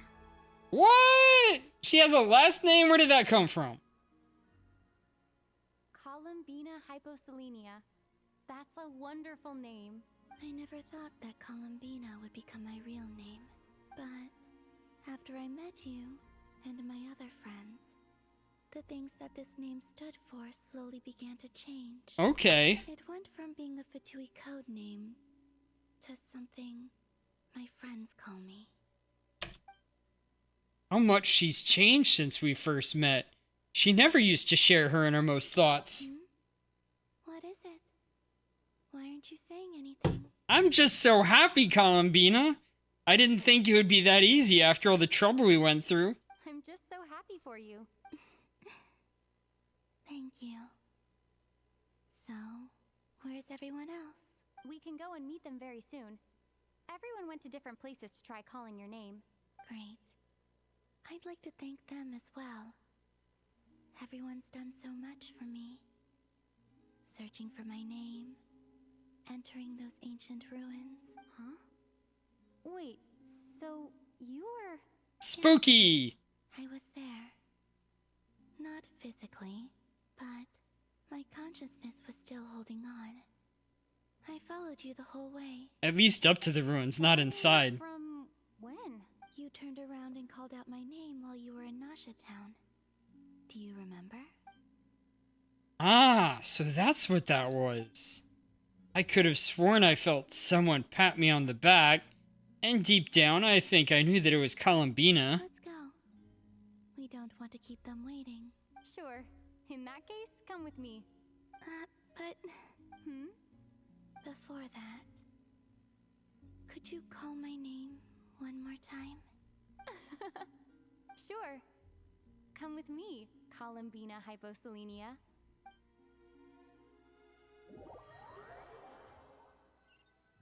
So, what does it mean to you? I guess.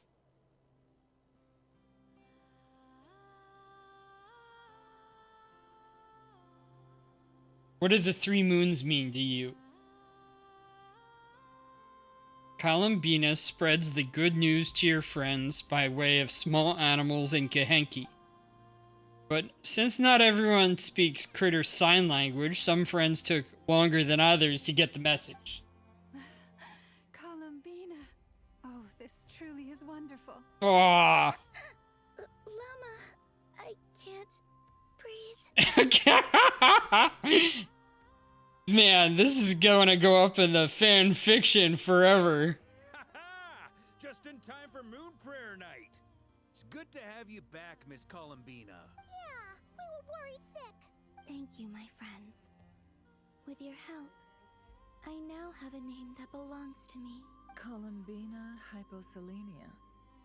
Where's the second half from? You added it yourself? Oh, she's gonna sell this information. That's right. It means... Born beneath the moon. Yes. And by extension, it can also mean born beneath this world. A fine name. Now, as much as it pains me to interrupt this beautiful reunion, I feel obliged to remind you that the Moon Prayer Night celebrations in Nasha Town have already begun. Are we gonna really get out of this without a boss? So much to see. I haven't had that happen in forever. Ambient lighting and entertainments were sponsored by the kind souls in the Hexen Circle. Nicole? Why have you turned into Dodoko? So you're Miss Nicole. Thank you for helping us, and for helping me find my name. It's nice to finally hear your voice. You're quite welcome. Guiding lost people to hidden treasure is what we Seelie do. These things are so cute. And if you ask me, spiritual treasures are far more precious than material ones. Chests are all well and good, but this was what it's all about. So satisfying. Anyway, I had to go help Alice. It seems like she ran into some trouble. That's why I couldn't be here in person. Oh, this is like a radio? Alright, what's the reaction to just the reunion? Or to that crazy hug that Damselet got? Don't worry. We're with you in spirit. We'll be celebrating right along with you. Keep an eye out for the Hexen Circle's festive stalls in Nasha Town. I think you'll like what we came up with. Alice said she even managed to rope B in this time. The Frost Moon Scions have also prepared various attractions. I believe Aino, Nefer, and their crew are setting things up as we speak. Okay. Nefer, about that request I made. It's all in hand. Yehoda is on site to ensure that everything goes off without a hitch. Ah, yes, the ever-trustworthy Yehoda. Wonderful. In that case, Traveler? Got it. Huh? Come on, Columbina. It's time to celebrate the best Moon Prayer Night ever.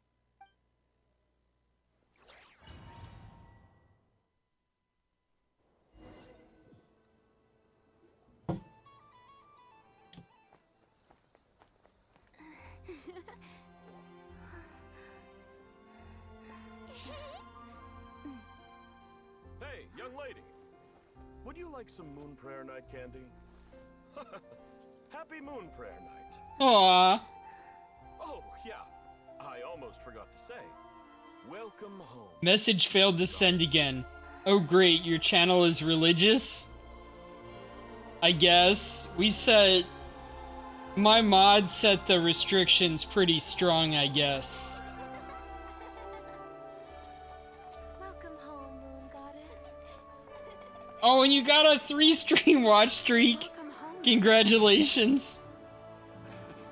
Welcome home, Moon Goddess. Turning Like, Nocturne into her home is a RG Tail Splash knew that I'm religious, rather brilliant idea. and I think they just wanted to stop people from coming in and causing trouble. Columbina's home should have been I there think they set the mod settings a little bit strong, considering how much I'm, like, hitting allow on you. Thank you for the gift. I like it a lot. But I don't want to just run and change them willy-nilly. This feels like the surprise of my life. Do you like it? I do. I never imagined I'd ever get to enjoy Moon Prayer Night with everyone so. Are they playing, like, some Celtic folk music in the background, or violin, I guess? Or fiddle? Yeah, at least violin or fiddle. Okay, so the horrified expression was about the message failing to send, not about the story. Quite a strategy I guess. you came up with. Hide the tree in the forest. It's not your usual style, Lauma. Is there something about Moon Prayer Night that enhances what's in your head as well as the antlers on top? Apparently so. It even inspired a perennial penny pincher to use their resources for a greater cause. It truly is a magical festival.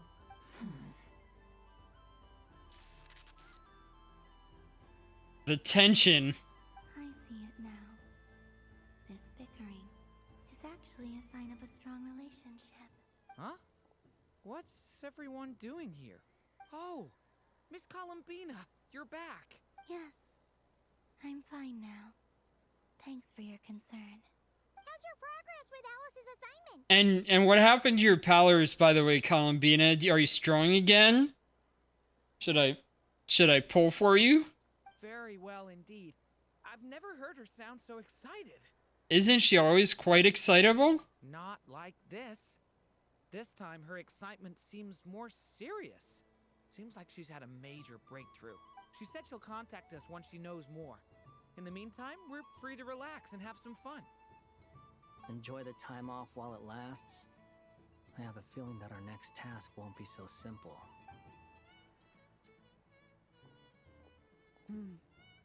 I should go.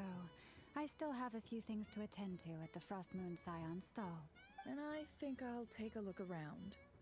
With any luck, this once-in-a-year festival will come with once-in-a-year opportunities. Hold up a second.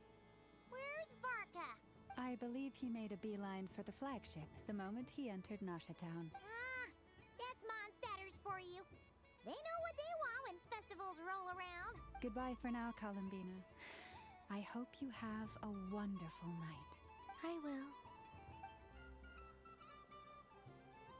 Well, in that case, don't just stand there. Get out there and have some fun.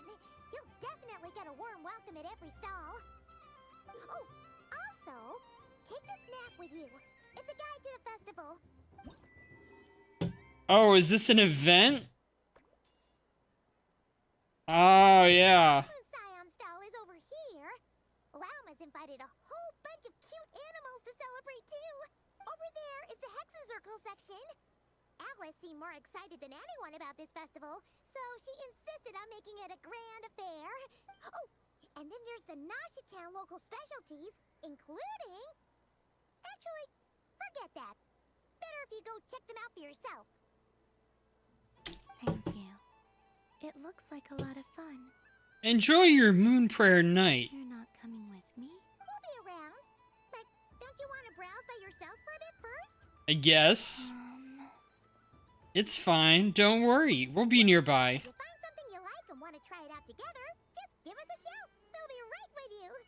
Otherwise, just relax and enjoy yourself. There's so much on offer, so try to experience as much as you can. And Don't forget to stuff yourself with all the delicious festival food. We'll probably run into each other while we're browsing. Alright then. Off I go. Where should I go first? This must be the mage's stall. It feels like I've entered a fairy tale. What is this? How lovely. A ball I can just kick around? A soft and furry creature that bounces and jumps. Welcome home, Moon Goddess. This one talks too. Allow me to introduce myself. I am a Dodoko from a distant archipelago, the most mischievous of all my Dodo brothers and Dodo sisters. When the going got tough, I powered through, and when I met obstacles, I boomed them away. That sounds like a lot of fun. Doesn't it just? Oh, but then the trouble started. Recently, I found a lovely beach, the same beautiful jelly color as my hometown, and so I dove in to have a look. No! To find it overgrown with seagrass and nasty little spiky fish everywhere. It turned me into a Dodoko kebab. I made it back to shore by the skin of my teeth, but my tail was sorely hurt. Not the tail. Couldn't you just boom them away? Oh, I wanted to, believe me. But I've heard that you, Moon Goddess, can understand animal speech. The last thing I wanted was to cause a gigantic fuss and get taken to court by a school of spiky fish. I'd be driven out of these waters for good, and my winter holiday would be ruined. So, dear Moon Goddess, I was wondering if you might lend me your allegiance. Are you roping me into a crime? Oh, she caught it. A once-in-a-lifetime carefree adventure. Does that sound better? All the festival goers tonight are dressed up as the Moon Goddess. But there's nothing to say that the Moon Goddess can't disguise herself as a Dodoko, is there? Besides, this is your home. You should be free to be whoever you wish. I'm afraid I'm not well acquainted with Dodokos, Madam Mage. Oh, that's quite all right. We Dodokos are innocent, happy creatures with a free-spirited nature. Many, like myself, are mischievous troublemakers. Others are lazy souls who like nothing better than to lie down on a nice rock and take a nap. In our eyes, every creature who yearns for happiness and freedom is a Dodoko. Aww. In yours, we Dodoko are a fluffier and more mischievous breed of Kuhenki. Yes, that is a much easier image to follow. Oh, wonderful! Then let's play! Grab onto my tail, follow me into the sea. Time to settle some scores with the bad guys. Is this a game? Oh, I remember this one.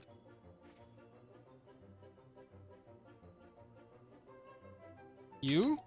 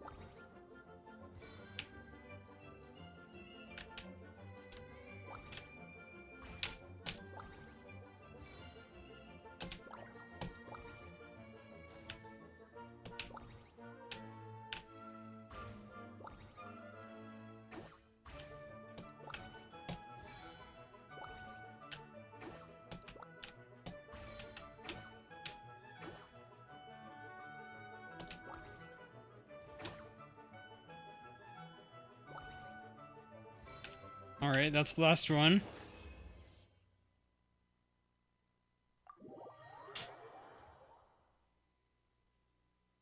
Ooh, a remarkable talent. So, what do you make of it? The use of Jumpy Dumpties doesn't come as naturally to me as Kuvaki. But their unpredictability makes it fun. I think they call this... novelty? Indeed! And how did it feel blowing those pesky pesky nuisances away. Not bad. Any guilt? What do you mean? Oh, wonderful. Lovely answers to all 3 questions. You've passed the safety test. Now I can give this special bomb to you as a souvenir. Remember, if Any guilt was the test? What? boom them into oblivion. I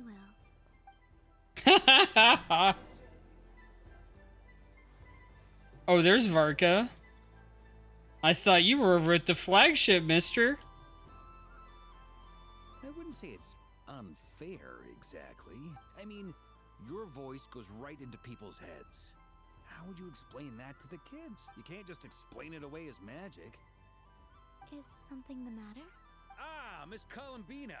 No, nothing you need to worry yourself about. Ah, impeccable timing. Stick around for a second, Miss Columbina. I need your input on something. This self-proclaimed Knight of Justice has yet to give me a satisfactory answer. I, for one, would like to hear your verdict on the matter. Hey, now, I left the flagship just to help you out, Miss Nicole. What's going on? Are you So okay? Alice and I are both using long-range remote control spells that work on similar principles, allowing us to attend this festive fair in Dodeco form. Sorry, let me backtrack a little. While similar, there are some key differences. Alice, being a great mage, wanted her Dodeco to reflect something of her own charm and mystique. So she adjusted the way its tail moves when it spins around. An entirely gratuitous move, in my opinion. I hardly see how anyone is going to notice. If anything, I'd say that anyone who stares intently enough at a Dodeco's tail to notice such a small detail is someone we ought to be highly concerned about. Okay, Nicole, I but... say this to emphasize that my question has nothing to do with tails. Now that we're clear on that, why is Alice's Dodeco permitted to interact directly with the children celebrating Moon Prayer Night, while mine is not? Your voice speaks directly into people's minds. See? Exactly what I said. Miss Nicole? Ugh, I can't stand it. I know that probably makes me sound like a whiny child acting out in front of their parents. Aww. And it's a little embarrassing now that I think about it. But hey, I said it now, I can't take it back. That would be even more embarrassing. Also, don't go reading too much into that analogy. It was off the top of my head. I'm actually an awful lot older than either of you. Miss Nicole, are you saying that you'd like someone to play the game you've prepared? I'm not so invested in that. It's just something cobbled together using items I borrowed from Alice. She probably didn't even make them herself. The point is, I want to know everyone's thoughts after they receive their prizes. But as you've said, I can't just ask. I've been biting my lip for so long, and I've had no one to vent my frustrations on. I thought this was going to be a nice, straightforward festival where I'd get the chance to guide people to treasure. Well, can I play? I can't guarantee that I'll win a prize, but... You will? I'd like to try. Then what are you waiting for? Let the game begin! It's like they forgot I was ever here.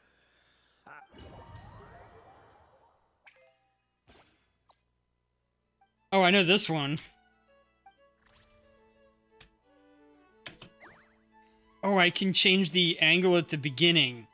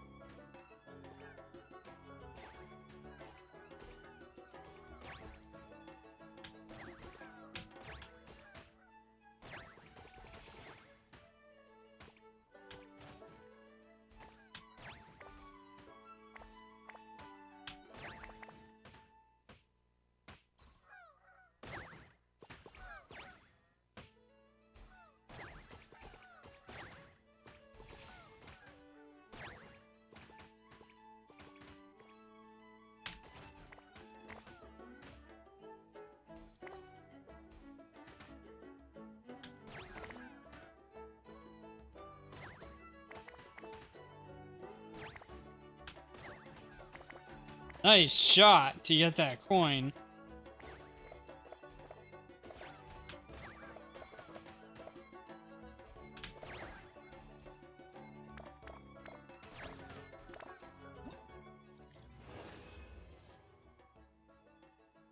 I guess didn't really matter how much I got there. Congratulations, Miss Columbina.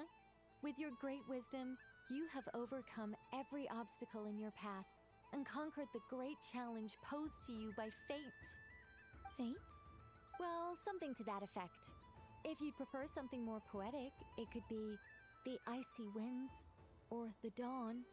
You could even go with the challenge posed to you by Dodeko, if that's what you're into. Anyway, you can take or leave my suggestions. Moving on, all my hopes are now resting on this. Can I open it now? Stop teasing me. Please, I'm begging you. No more talk. Just open it. Wow.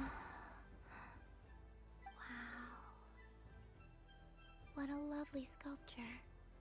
Classic and cute at the same time. Thank you, Miss Nicole. I'll always treasure it. Ah, there we go. Music to my ears. You have my sincerest gratitude, Miss Columbina. Thank you for sharing your precious time with me and fulfilling my wish. Don't mention it.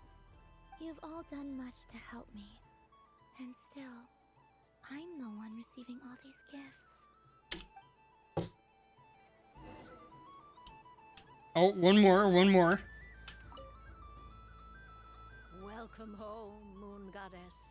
Oh, you're the genuine article. Alice was right. This Moon Prayer Night Barbeloth? After all. Another one that talks. Greetings. Pleased to make your acquaintance. I am the Hexenzirkel member they call B. Barbeloth Trismegistus. Wait. Columbina Hyposelenia. Pleased to meet you too. Hyposelenia. A fine name indeed. Now then, Miss Columbina, do you wish to hear a mage's divination? Divination? The Frost Moon Scions used to ask me what would happen in the future. Is this like that?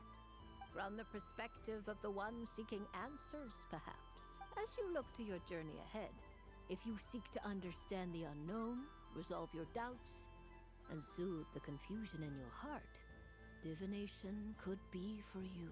The unknowns on my journey. I'm gonna take a quick break, by the way. We'll be back soon.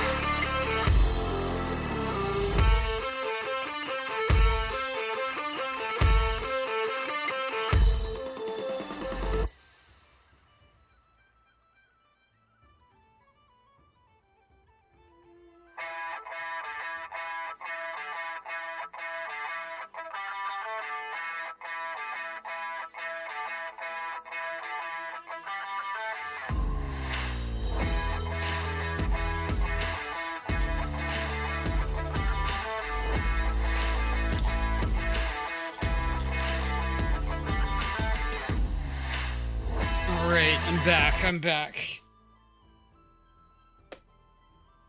Alright.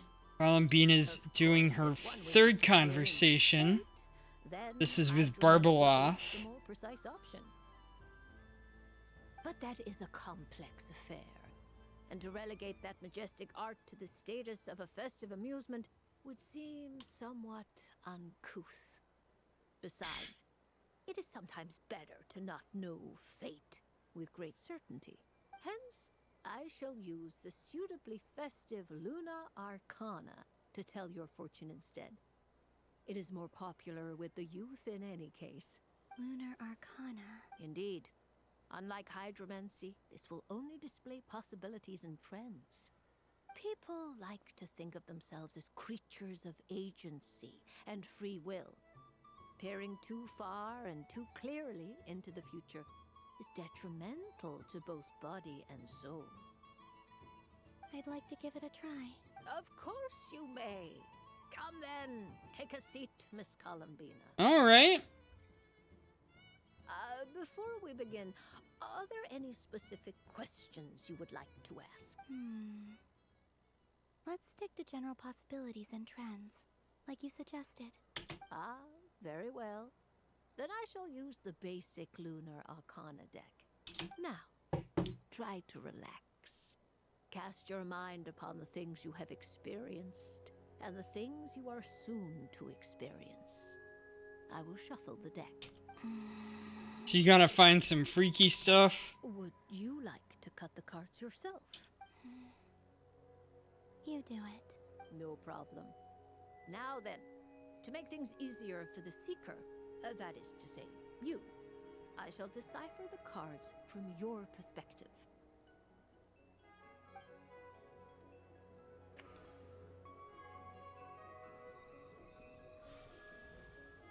What is it gonna say? Draw the first Lunar Arcana. This. Okay. Now, draw your second card. This will stand for the past. And now the third Arcana. This is the present. Your interpretation of the current moment. Finally, It goes counterclockwise? this shall speak of the future, which... Oh. Kuvaki Pulse? Fascinating. I've never encountered this before in my role as a diviner. Something has exerted an influence upon this card, causing it to leave its designated position. Oh? What do you make of this, Miss Columbina? Perhaps this is the guiding hand of fate in action. Of course, if you wish, you can choose to deny the validity of this card and draw the future for yourself. No, it's fine. Let's go with this one. A bold decision. I must say I'm looking forward to the results. Well then, let us flip the Lunar Arcana in sequence and see what emerges. Sure. First, Destiny. No surprises here. The card that represents yours is the moon. Okay. Indeed. The moon can represent the truth at some times, but deception at others. False peace, Both truth and deception on the same card changing power that lies within. means nothing. When the moon is placed on the destiny tile, it indicates that your destiny is not what it may appear on the surface. Oh, okay. Instead, it may yet have a hidden side. It symbolizes a journey through the fog, fraught with uncertainty and deception, where one must face inner challenges head on. Okay. Don't understand. Patience, my dear. This is but the first card, which serves as a basis for the interpretations that follow. Our divination will only grow clearer from here on out. Now then, flip the second card.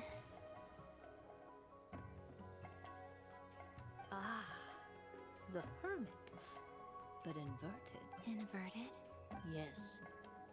The hermit symbolizes solitude, introspection, and the pursuit of truth. When inverted, it represents isolation, truth out of reach, and a path that leads one astray. Okay. Well, that makes Finding sense. the moon as one's destiny. The hermit inverted represents a choice you made to stand alone in the past.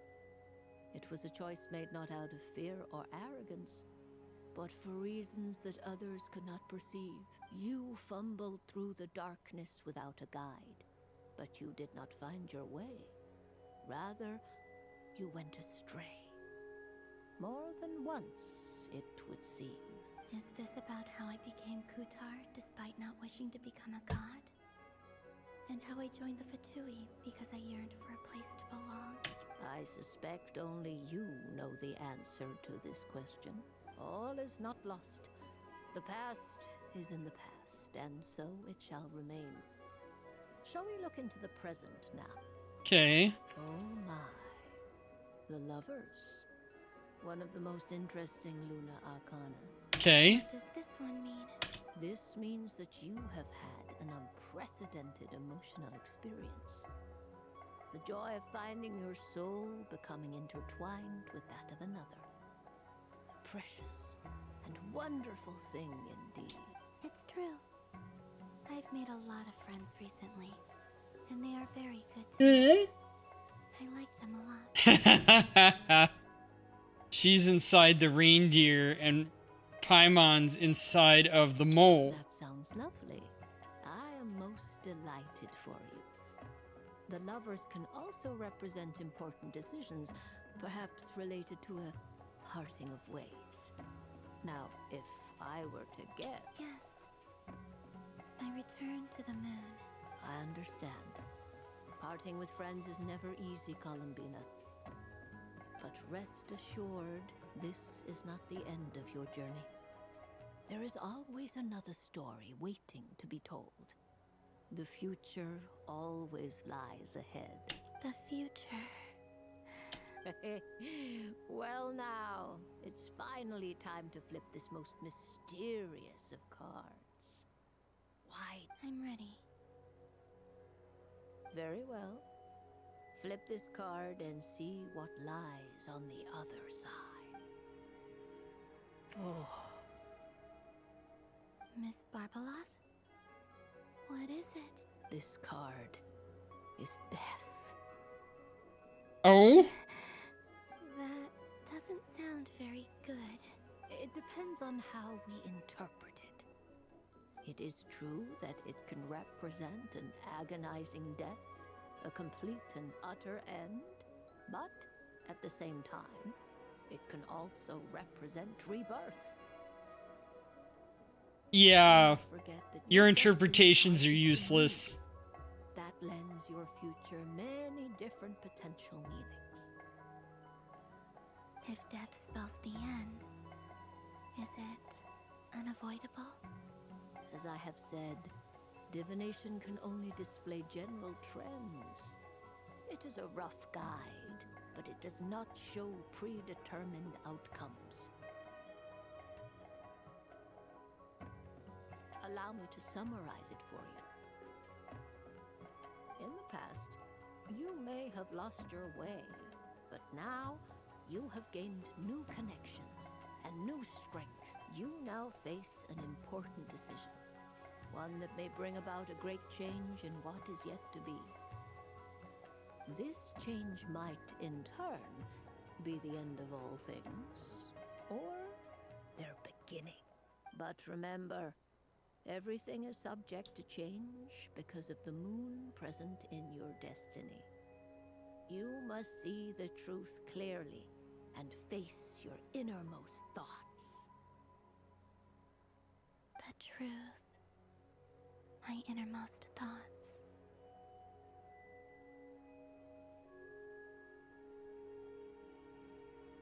Thank you, Miss Barbaloth.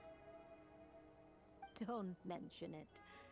Some people dislike divinations, in fear of glimpsing an ending to their story that they wish was not so. But I can see that you're different. The result of this divination will not sway your decision. This is a rare quality, and one that diviners always hope to see in the seeker. I understand. Go then and illuminate your future, Miss Columbina. The moonlight that shines from you now is most captivating. Aww.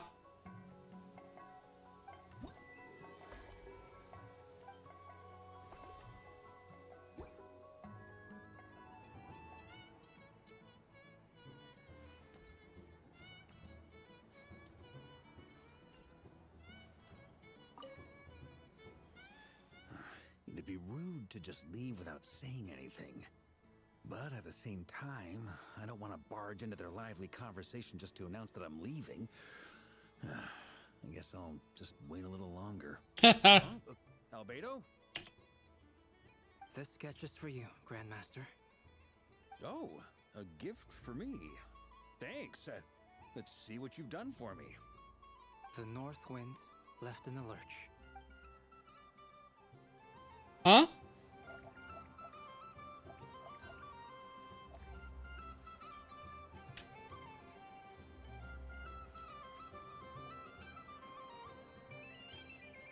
Dodoco's Whirligig! Come check out Yeah! Whirligig! Ah, welcome home, Moon Goddess. Might I ask what this is? Ah, It's Dodoco's Whirligig! By the great mage herself. Ride on a soft and furry Dodoco and embark on an unforgettable adventure. I say that, but I'm just following a script here. Who is this mage, anyway? And what the heck is a Dodo? I'd like to ride. No problem.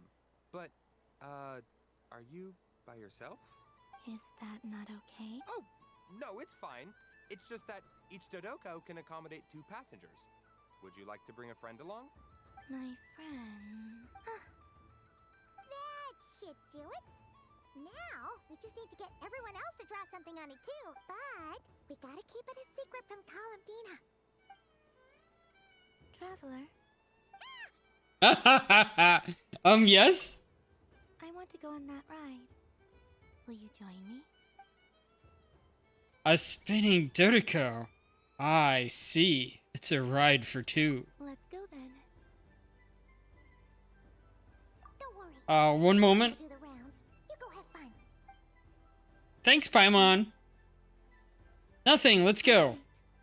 I think we have to wait in line over there. Please take your seats. For safety reasons, you mustn't try to leave the ride before Oh, it's side by side, okay. All right, you're all set. I wish you both a wonderful journey. You can always rely on Alice for weird and wonderful gadgets. What do you think? Not bad. It reminds me of riding a moon lane. Sometimes, the Kuhenki circle around me like this, playing their beautiful melodies. Oh, that sounds so sweet. Yeah. Excuse me. I'm going to miss them. I wonder what Columbina will find on the moon. Perhaps she doesn't even know. Does this scare you at all? It does. I've felt scared in the past, too. But this is a little different. You know something? I got to see a lot of fascinating things during my disappearance. I saw how the Frost Moon Scions act around their families. So different than how they used to act in my presence. And I also saw how they interact with their friends. It made me curious at first. Why do people act so sincere when they're worshipping gods, but save their truest, warmest feelings for each other? Slowly, I came to realize that it's because they trust one another. They know, deep down, that they'll be accepted for who they are. All of it. The good and the bad. Your friends accept all of you, too. I knew it the moment you started calling out my name. What I fear now is the losing all this the very night I have gained it. You won't lose us. Even after you return to the moon, your friends will still be here. Thank you for this conversation. Thank you for listening to me. Don't worry. This fear I have, and the unknown that awaits me, they cannot hurt me. Not when I possess a treasure far greater. I just want you to remember this version of me. The real me. On this final night together.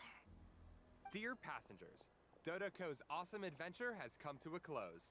Please leave in an orderly fashion, and we look forward to seeing you again in the future. They made his eyes so ridiculously large. Journey to end, huh? Don't worry, you two. There's always another adventure waiting just around the corner.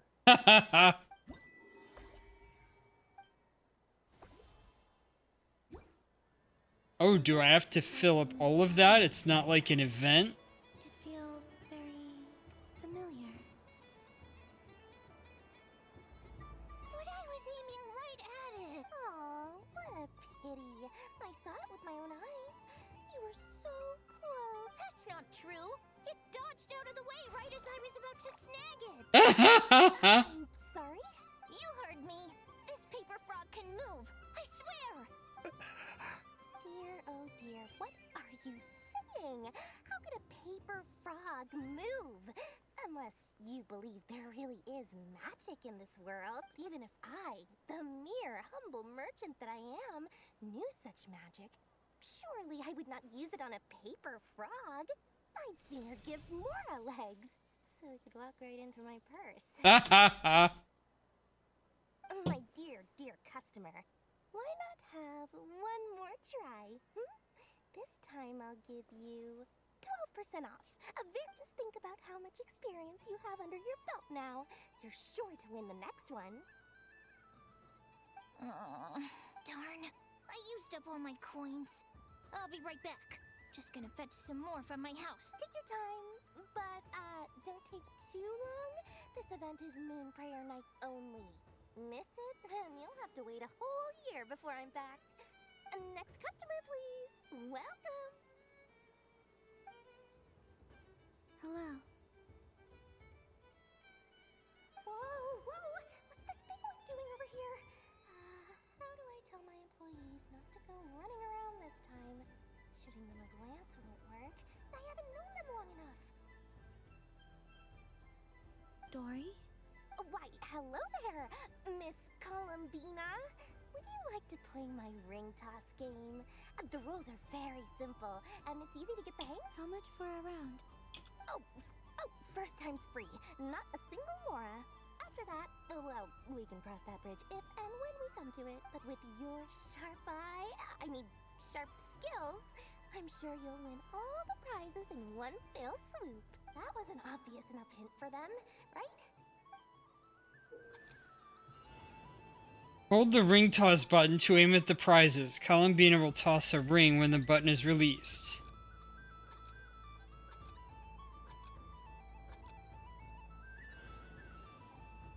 Here comes the ring. Oh, peanuts.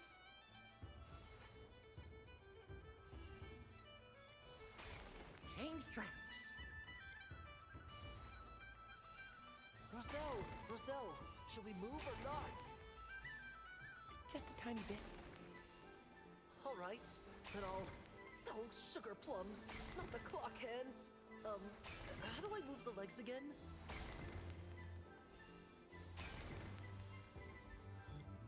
Stop it. Let's see now. Wow, very good. And here's your prize. Now, how about another round? As for the car. Happy Moon Prayer Night, Miss Columbina. Happy Moon Prayer Night, Durin and Hat Guy. Are you here to play the game? Yes. You said we were just coming here to say hello. I did, but then I recognized a few more people as I got closer. Do my eyes deceive me? Is that... It's our little dragon. He's all grown up. Someone's popular. Well now, since you came all this way, why don't you try out this lovely game we have going. First try is free. He'll have a go. I'll pass. It's only one free try per customer. You can't give your try to him. I'm aware. How has Elder Almond been lately? He's in great shape. He goes for a run in the forest every morning to stay fit and healthy. He tried to go boat racing with Firecracker a while back, but he couldn't even make it onto the Lotus Leaf. Firecracker was in fits of laughter. How about you, little dragon? Can you still fly? Yes, I can. But you've become less chatty. Has growing up been tough on you? We call that maturity. You know, the thing people sing about. The knight wields a sword of stone to defend those hearts that are made of gold.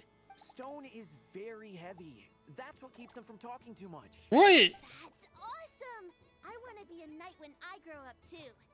Ring, here I come! Oh, the hat-wearing man. I never thought I'd see you again. You seem more determined than when I saw you last on the train. If you say so. Oh, I do say so. The people you once helped see it clearly. It's because you are once again on the right track. May the engine in our hearts propel us to the station of our dream. I can move! I can move now, Marcel! What are you doing? Running into the rings like that? You got them all so quickly.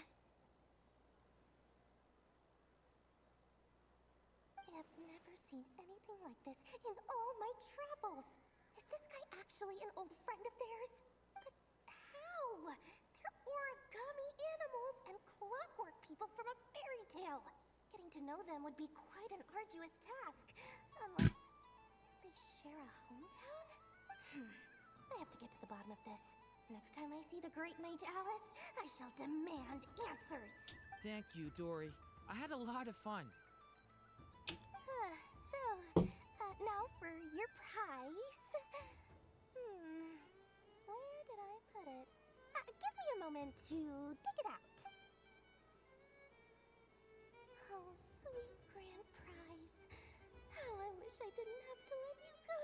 Good thing I've already turned a profit from the customers earlier in the night. Otherwise, I'd have wasted all my hard work. Okay, I'm back. What? I leave for 2 seconds and someone's already claimed the grand prize? Oh, well, these things happen, you know? Perhaps you'd be interested in one of the other prizes instead. Is this the thing you wanted? Here, you can have it. Huh? But... Don't worry about it. It will be happier with you. Oh, thanks so much, miss.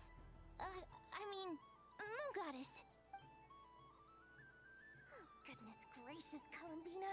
Give me strength. How am I supposed to make any more money from this child at this rate? Daddy, look! That's the game I was telling you about! Forget it. She is the Moon Goddess after all. I'll think of some other way to swing this. Maybe I can try to hook this new kid.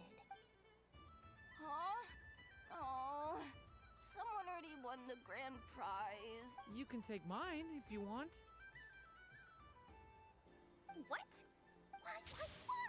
Why are all these bleeding hearts coming here to ruin my business?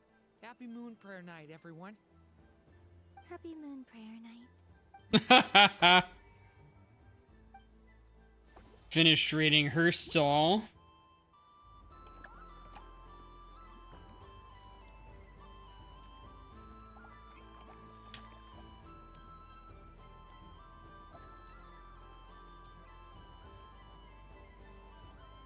Oh, there's Jehoda.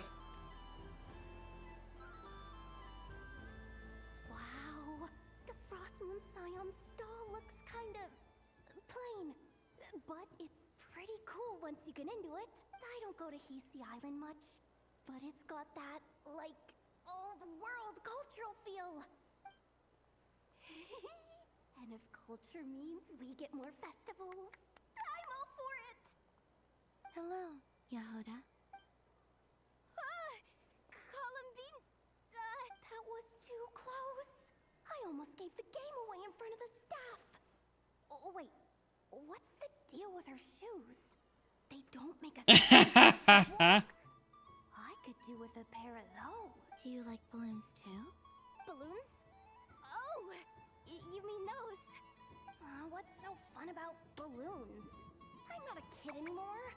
They're probably more up Aino's alley. The animals seem very curious about these strange flying objects. I was drawn here by their voices. I recently learned a fun new game you can play with balloons, so I decided to come and give it a try.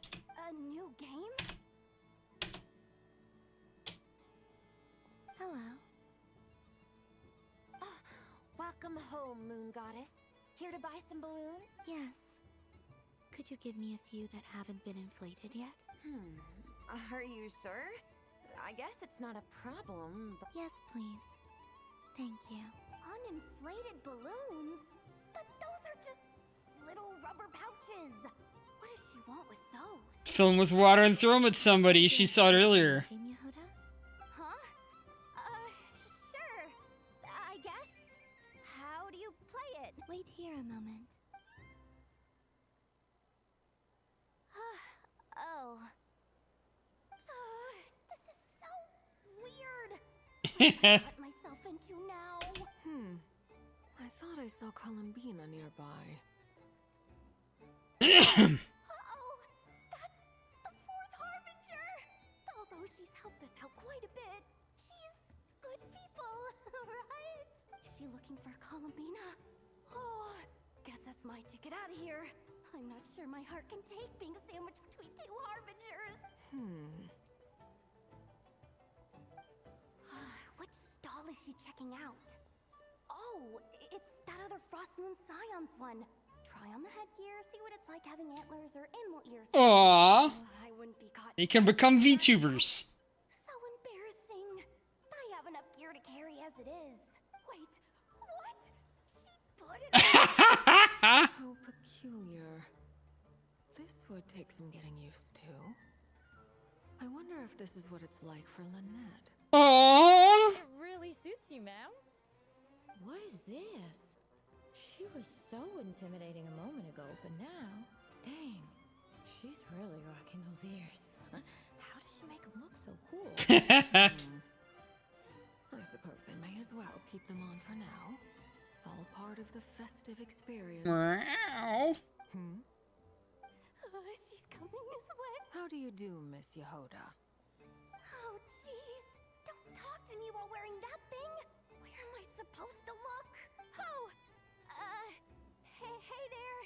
I'm looking for Columbina. Have you seen her?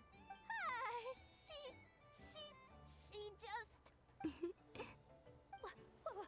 Wait, is that what she meant by balloon game? Yeah. No fair! How come I get caught in the crossfire? An ambush from the rear? Is this a declaration of war, Columbina? To Arlecchino? Seriously? Are they gonna start some beef right here, right now? Gladly. That said, I believe there is another who would like to join. Boss Nev! Thank goodness! You've gotta get me out of here! Things are kicking off big time! Hello there. I'd like 10... no, make that 20 balloons, please. Uninflated. Miss Moon Goddess, I hope you're prepared to pay the price for assaulting my employee. Welcome to the game, Nefer. Just to be clear, let's keep this a fair fight, okay? No strange powers, please and thank you. Naturally. Don't just stand there, Yehoda. Aren't you going to team up with me? Huh? Do I have to? Of course. Don't forget, the Curatorium has a reputation. I knew something like this was gonna happen.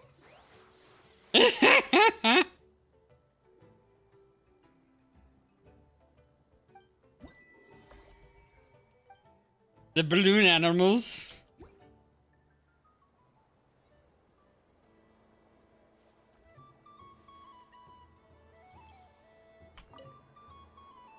I've seen Linny and the other children play this game before. It would seem that it's not a bad way to relax once in a while.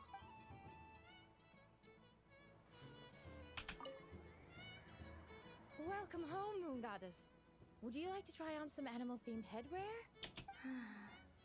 I always hear Lauma saying how heavy her antlers are. I wonder how it'd feel. Let me give it a try. Oh my! It really suits you. Aww. It's a little itchy. And it's hard to turn my head. Should I keep wearing it? Try a different one. This look. I'll keep it on.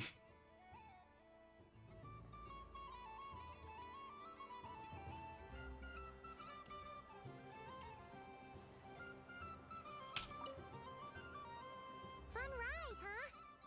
You and Columbina looked pretty sad to leave. This isn't gonna make Paimon dizzy, is it? Ha ha ha.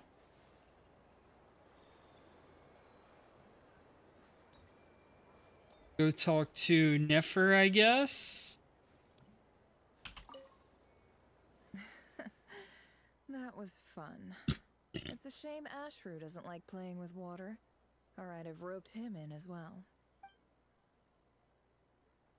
What's this?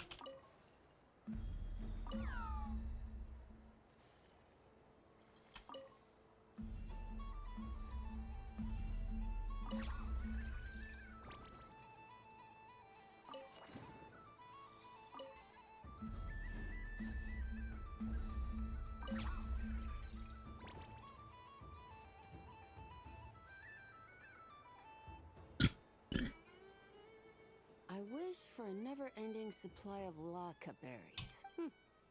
What a humble wish. Probably written by a child. Is that Lauma the Moon Chanter? Nice.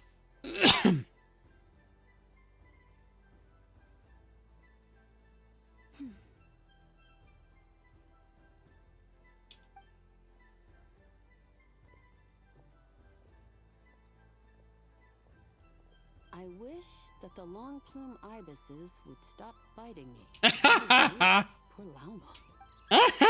Alright, I'll write that one down for you. Oh, she's writing it down for animal friends. Everyone else is celebrating Moon Prayer Night. You're as busy as ever. I don't mind. It's rewarding work.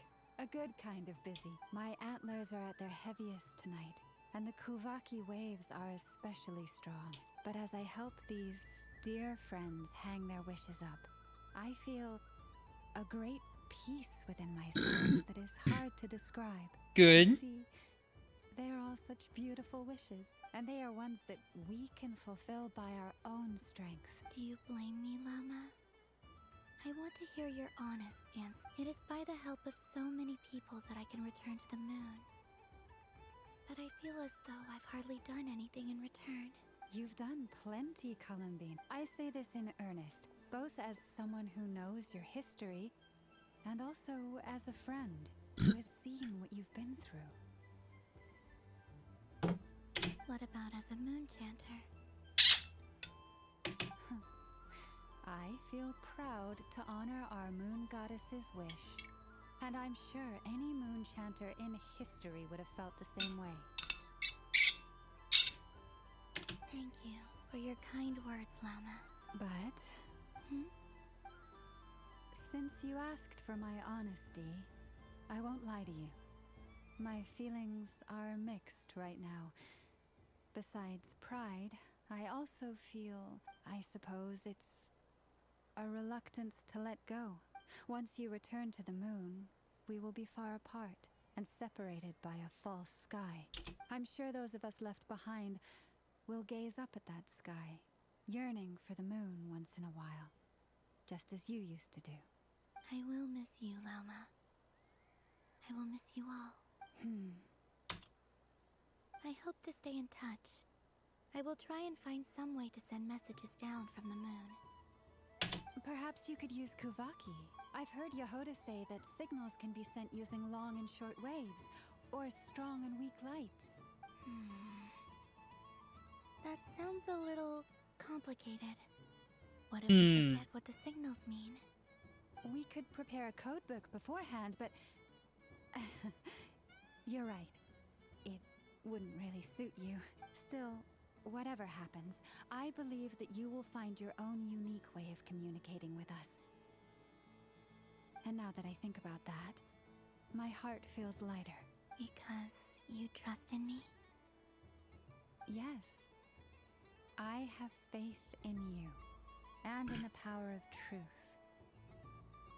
In my experience, the truth tends to be difficult, but that's what makes it stand out from what is false. So I'm confident that your thoughts and your love will shine through the curtain of lies. We will know it when we see it. Thank you. Now, could you help me hang up my wish? Is this? I wish that all who dwell in this moonlit world can find a place to belong. And I wish that I shall one day see my friends again.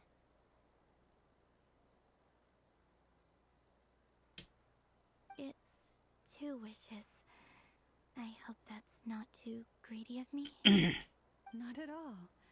And I think you speak for us all with the second one.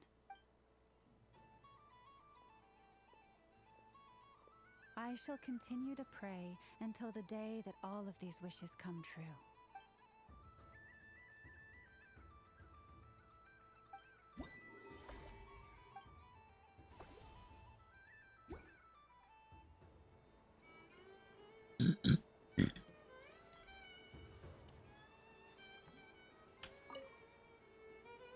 Miss Laliki!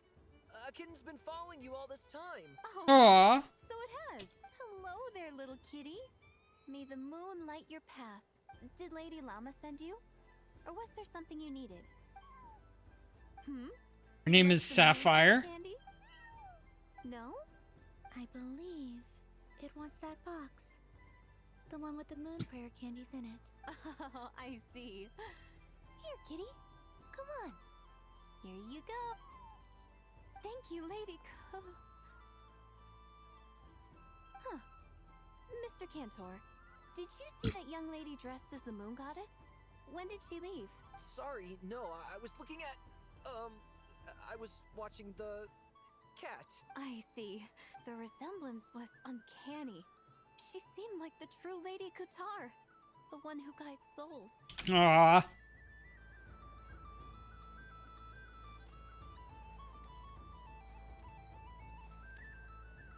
Alright, can't go over there.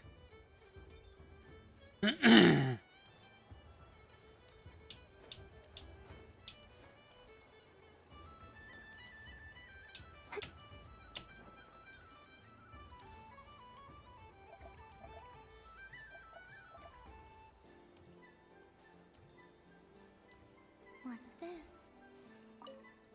What's over here? Come on, Citrus. One more round. Just one more. But my neck... Oof. It's acting up again. You should take a break. Health comes first. Yeah, don't push yourself. We'll find someone else. Hey, don't look at me. I'm the referee. What are we gonna do then? Do you need any help? Yes, we do. We need one more player for our game. Aww. Alright. Could you teach me how to play?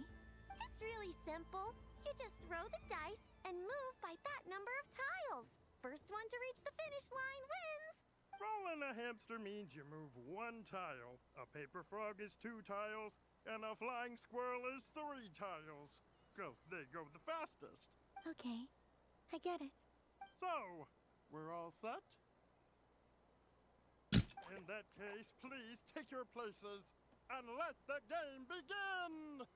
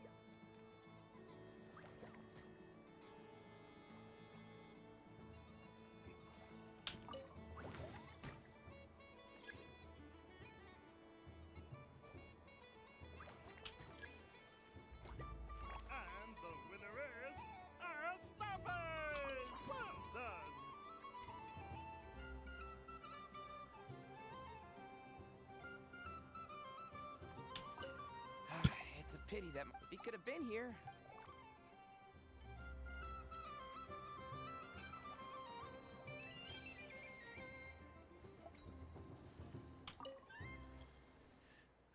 Huh? Albedo? This sketch is for you. Oh, The North Wind.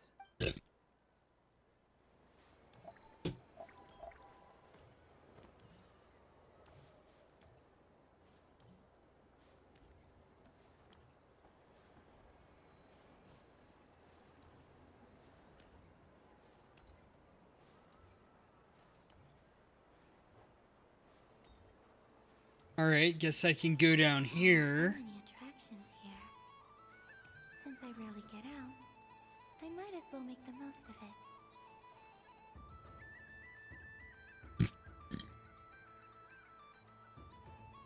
Well, look who it is. I heard someone went and disappeared on us the moment we let her out of our sight.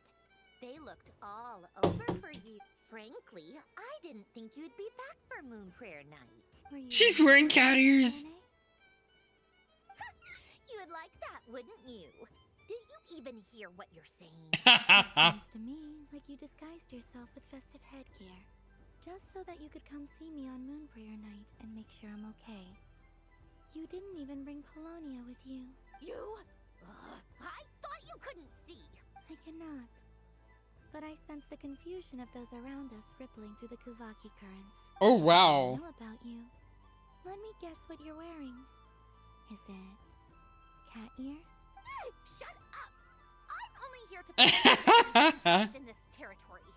Running into you was pure bad luck. Really? But you were the one who asked Arlecchino to help everyone find my name. Columbina! Ugh, just one more word and I'll unscrew your vocal cords. It's Columbina Hyposelenia now. Tell someone who cares. I've missed you, Sandrone. Oh, you're back. Have you been watching? I assume you have. We got to kind of the end of the quest, and for the last hour or so almost, we've been running around the little booths, meeting animals, getting little story tidbits. I hope I get a chance to say some ugly words to you. Is that supposed to be a joke? Anyway, let's go play that game. What? You mean that Frostfin whale? Okay, you are back then. So, basically, we're at a fair after Columbina got her body back and she said hi to everyone. This is the moon, special moon festival night where everyone set up booths like at a real fair. We were at the merry-go-round. We played one of those ring toss games. That message was everywhere. You mean the you're blocked one? Because you're not a scaredy cat. Fine. You wanna play? Let's play. Don't come Okay. You're sorry. I might need to ask about that one and see how to turn it off then. Lovely. You old geezer! I'm gonna beat the pants off you! Just you watch! I almost forgot. Sandrone? What is it now? You'd better not lose, or I'm going to beat your head in. Allow me to demonstrate since I'm feeling so nice. You just step on the teeth, like this.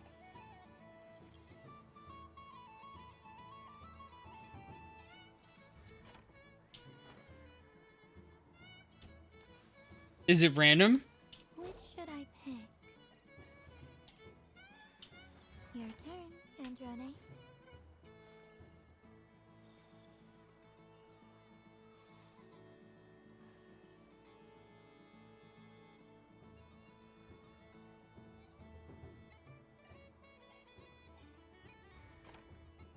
Don't come crying to me if you get bitten.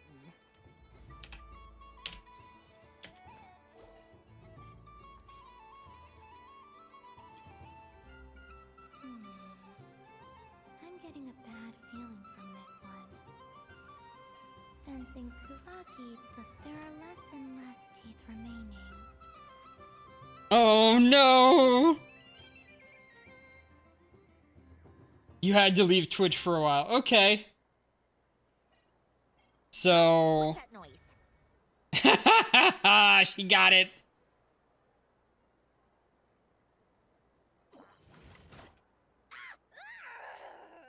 I think you might have picked a bad tooth, Sandrone. Shut it! Do you need any help? It seems like you're stuck. So this is Sandrone, who is one of the other Fatui Harbingers. No!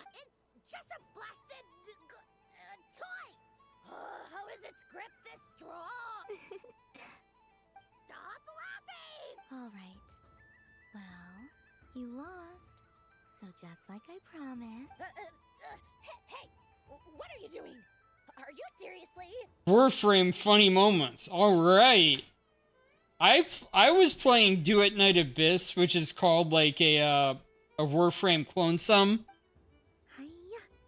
Why you? Oh, just you wait. Rematch. Sandrone, that was quite a strong bite. Are your clockwork parts? Quit your fussing. I don't need it. All right. I'll go first this time.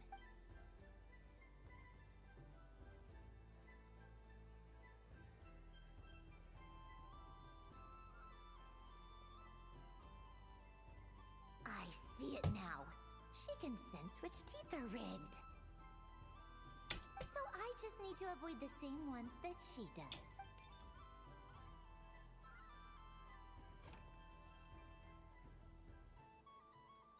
This one... Seems fine. She avoided that one then? Now I've got you. All right, my turn. Ouch.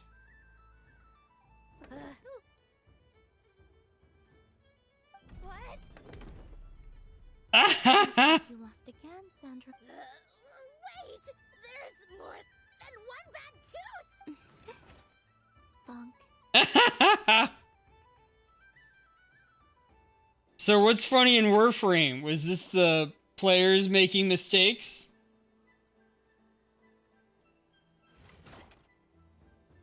Stupid game! What idiot came up with this? Are you alright, Sandrone? You said some nasty things just now. Oh, I'm peachy. You bonk me on the head as well? Forget it. Come on, bonk away. It can be your consolation prize. Oh, man. Told you, forget it. Gah, you've always been so annoying. Singing right outside my door, inviting yourself to my tea parties, going AWOL. And now you're off to the moon or something. Of all my days with the Fatui, the times I spent with you, Arlecchino, and Rosaline, Aww. they were my favorite. I will not forget them. Just as I shall not forget this moment. We'll always be friends, no matter where we are, right? Who'd want to be your...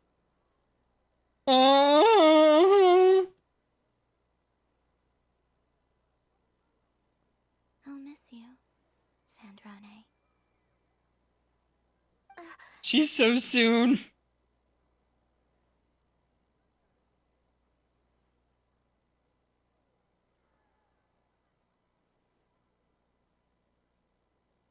Goodbye, Sandrone.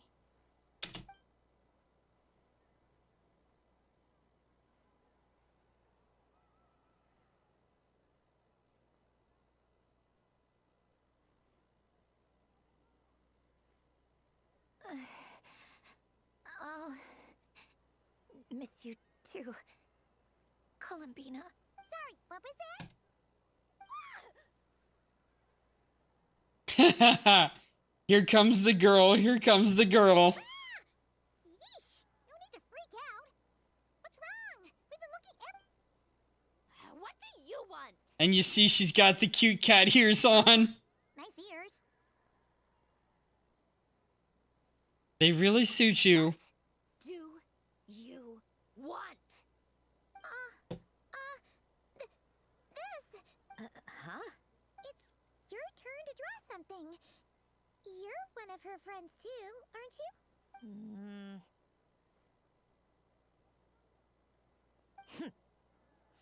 don't know how lucky she is. Nothing. I'm done. Take it. Oh, that was fast. Well, she is quite talented. And one more thing. Last time we spoke, you mentioned you were interested in the Narcissan Kreuz Ordo's research. Remember? There were too many people when we last met, so we didn't... What are you talking about?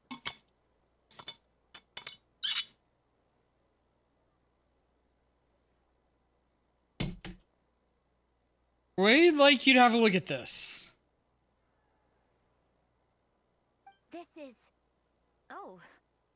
Alan, Renee, and Marianne. And this. The Holy Blade. A savior's plaything. You don't approve of their goals. Not about whether I approve or not. These people, they would sacrifice themselves for the sake of the world. Especially Alain Guillotin and Renee. That is something I would never choose to do. Still, I didn't know they had any pictures left from that time. If I'd have thought to bring a camera, I'd have...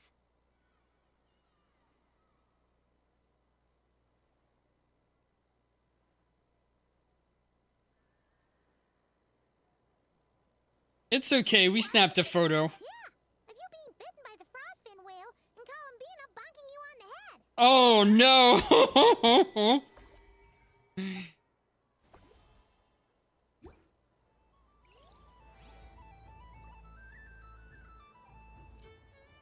Enjoy Moon Prayer Night. Oh, we've got something over here.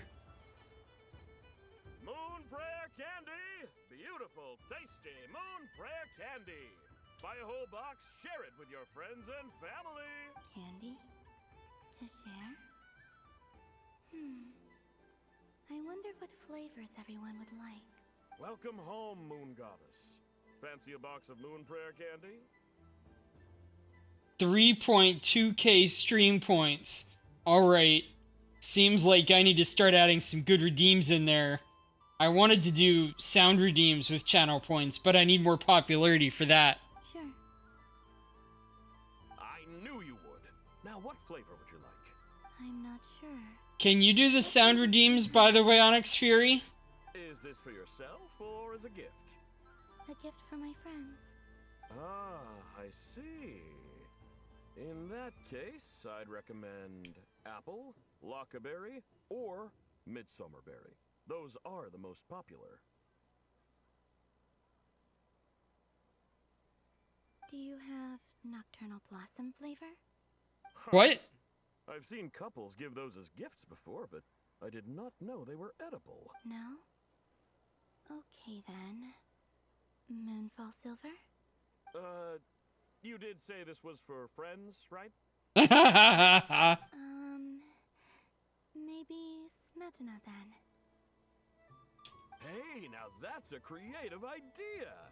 I've never tried it before, but if you're happy to wait, I can see about whipping up a batch on the spot.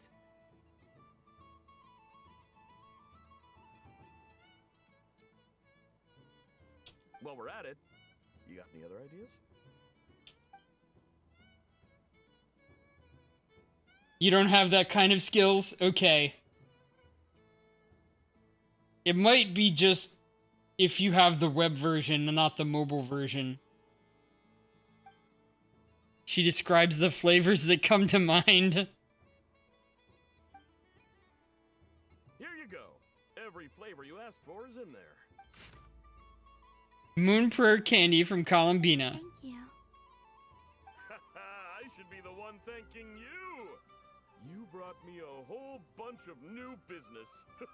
It's like a genuine blessing from the Moon Goddess.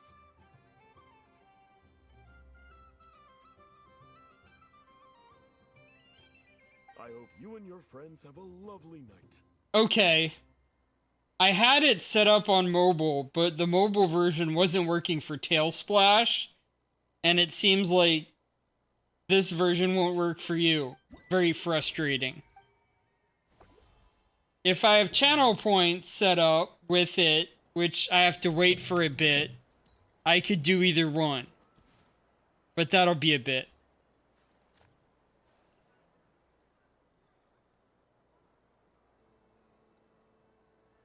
Are you booping my nose? Is that literally a boop? It is a boop! I'm a VTuber. I don't have a real nose, okay? It doesn't work. Hold it right there! You can't run away from me, Moon Goddess. Are you talking to me? Of course. Do you see anyone else here dressed up as the Moon Goddess besides me and you? Hey, come on. Call me by my title. Aww. Prayer night, Moon Goddess. And the same to you. Anyway, there's no time to waste. Get ready for the duel of a lifetime. The duel. I can't resist. Even if I don't have a real nose. She's booping the snoot. She's booping it. Meet my partner, Stacko. Come on out, Stacko. Stacko. Oh my. Stand there. Let's see your partner. Partner? Tweet.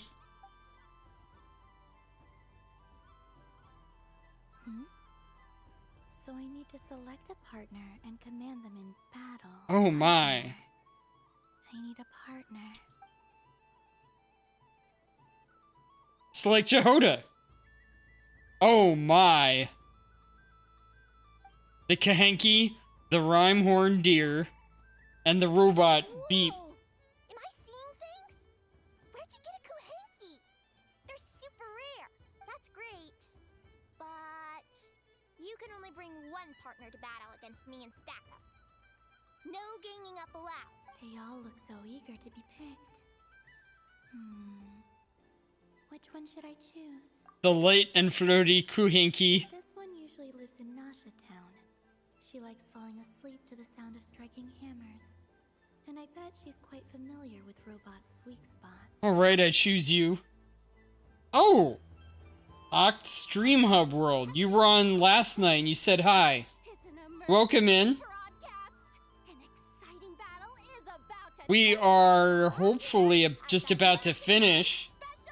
This is the end of last night's quest. We finished up most of the quest, and then they gave us all these, like, social missions with Columbina. And in the other, we have the Moon Goddess and her Kuhenki partner. Boop, boop, boop, boop, the snoot. Boop, boop, boop, boop, boop, the snoot. I sniff, sniff. That's a cast right there. Use your ultimate ability. Ha ha ha. Now, without further ado, let the Battle of the Moons begin! I don't care who we're up against. Stacko and I ain't gonna lose. Stacko. Beep, beep. Let's strike first. Stacko, formation ship. Ho ho ho! The robot has kicked things off with a change of formation. But how will Attack? the party chooses to attack? Let's see how their partner performed. Stacko! The attack lands! And if those sizzling sounds are anything to go by, it was very effective. Not the super effective. Stacko, maintain formation and enter your empowered state.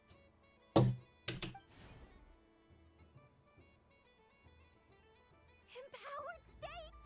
There we go. Now we're talking. Absorbing the immense Kuvaki present on Moon Prayer Night. This lean. Oh, they chose defense. But Stacko's about to attack with fire. Is it too little too late? Pokemon? Battle is heating up fast. What about Pokemon? Did I say so? Or you mean the battle? Yeah, these are like Pokemon battles. Set Kuvaki to maximum. Ha Can their opponents withstand this blow? And what will this Moon Goddess do? Don't be afraid. Fight however you wish. It's a moon lane! A deft use of a moon lane allows the Kuhenki to dodge the blow. And now it's spiraling around its foe in circles! She uses the donut attack. One loop, two loops. The robot's screen getting dizzy! Stacko! Oh, Stacko is down for the count! The moon goddess! The slightly taller one, I mean! You did your best, Stacko. I think that's one of Jehoda's best skills. Casting these fights. Well, you beat me fair and square, I guess. Honestly, I underestimated you.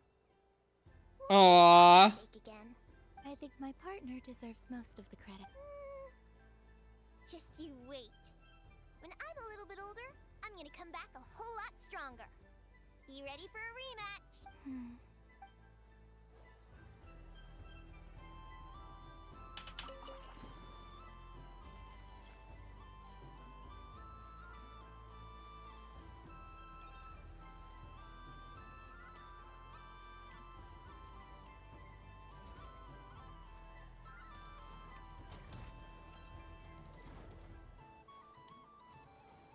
Oh, here's another one.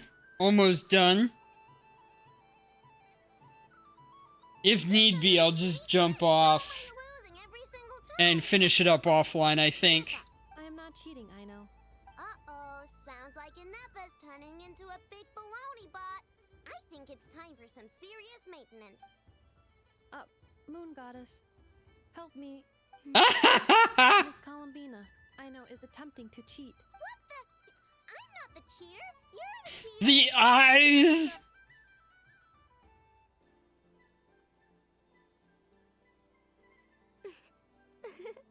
Alright, fine. Let's all laugh at Ina. Just you wait till I get home, because I'm gonna make a game bot that can win 100% of the time. As if that wasn't cheating. I can beat your butts. You'll all have your heads covered in stickers when I'm through with you. We came to check everything was okay after all that yelling, but,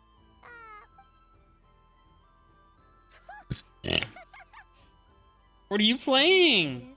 It sounds like cheating is allowed. Kuhenki concentration. Each player starts with differently colored Kuhenki. Each round, they draw one Kuhenki from their opponent. When a player has two Kuhenki of the same color, they make a pair and can be discarded. Any that can't form a pair must be kept. So I think it sounds basically The round ends when a player like can't form memory. any more Kuhenki pairs, and that is fine, so long as the turn order. alrighty then. Okay, but if you sure, and if we win, If you win, only one of you gets to sticker someone else. I have taken to calling this. I know logic. Hey, lay off me, alright? Okay, so we're starting the game from scratch again, which means all my stickers so far don't count. looks like Luonatar is the Kuhenki of honor for this game. Anyway, let's go clockwise, starting...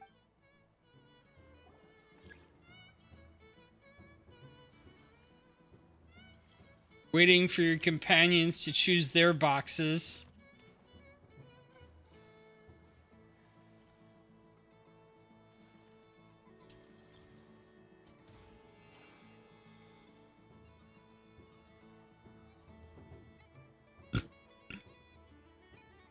Nice! That's a pair!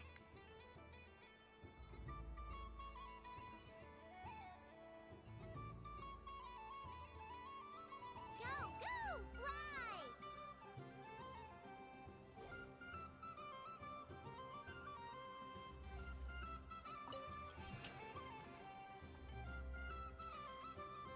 Go on.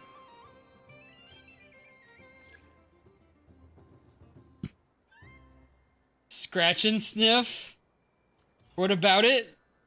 Is that the game right here? Or is it the stickers that were stuck on Ino you're laughing at? She got stuck with the sniffy stickers. We gotta pick up the pace!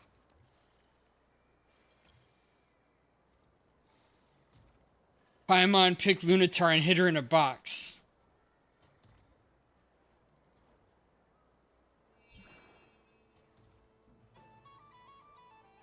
It seemed Ino couldn't form a pair.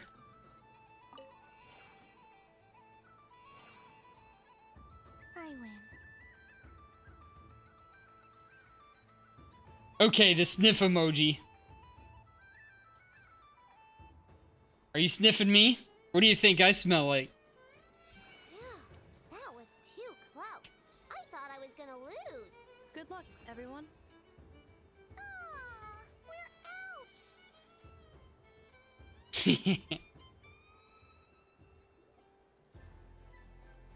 Yes, I do remember that. But what were you sniffing? Let me pick a good one.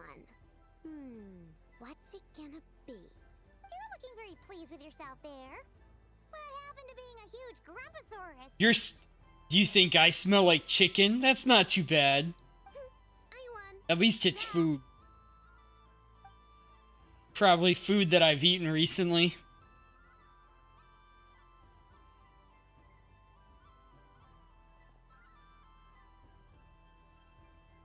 Arm? I smell like an arm? What does an arm smell like? Or maybe you mean like an armpit. Don't fidget too much, I know, or the sticker's going to fall off. I don't care. If it falls off, it falls off. If a pair of Kuhengi get discarded, why not a pair of stickers? Huh? Me bite? Yes, you bite all the time. And you say it's gentle. And honestly, it doesn't feel too bad because I'm virtual. But... Wait, are you biting me because I smell like chicken? I've lost. Sticker, sticker, sticker! Ready? Here it comes!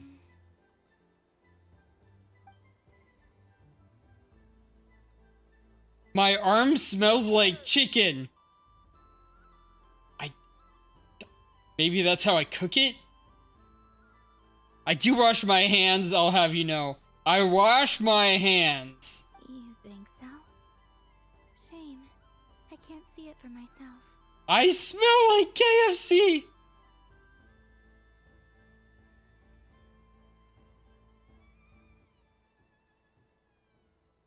Let me see, what would KFC mean here? Kuhenki Fox Club? Or... Probably Fox Club sounds good, but I can come up with a better word for K.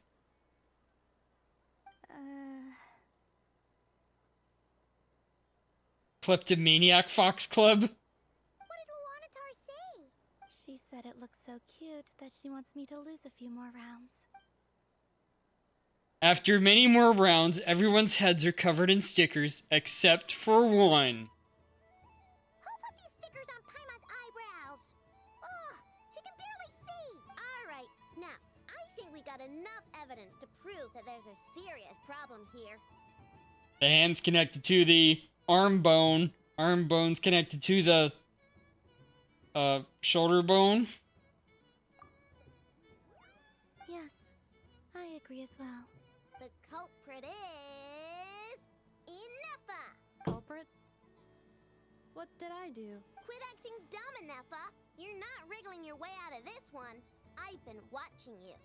Not only did you remember whose side Luanatar started at, but every time someone drew a Kuhenki, you were logging it and calculating every last possibility. That doesn't sound like cheating. Who gone, who had what color Kuhengi in their hand, even our facial expressions. You were keeping track of it the entire time. Exactly!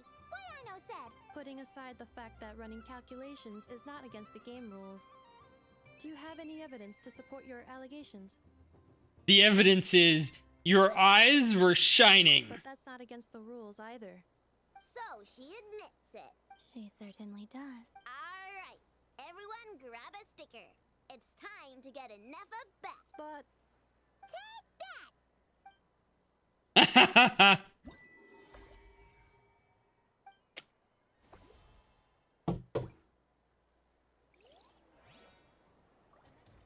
Alright, I think I'm just gonna stop here and finish this up later. I need to go to bed. Oh, sorry, I'll have to finish this off stream.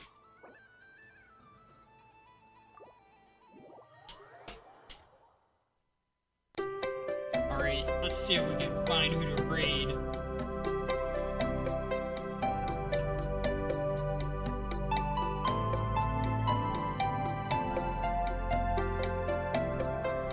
Cake roll.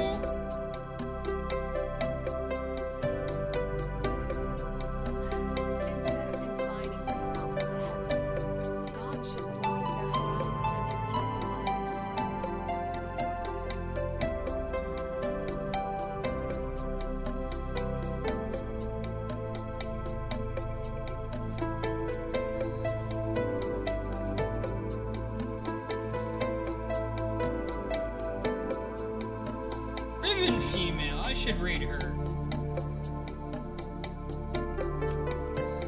You will bite me later then. Alright.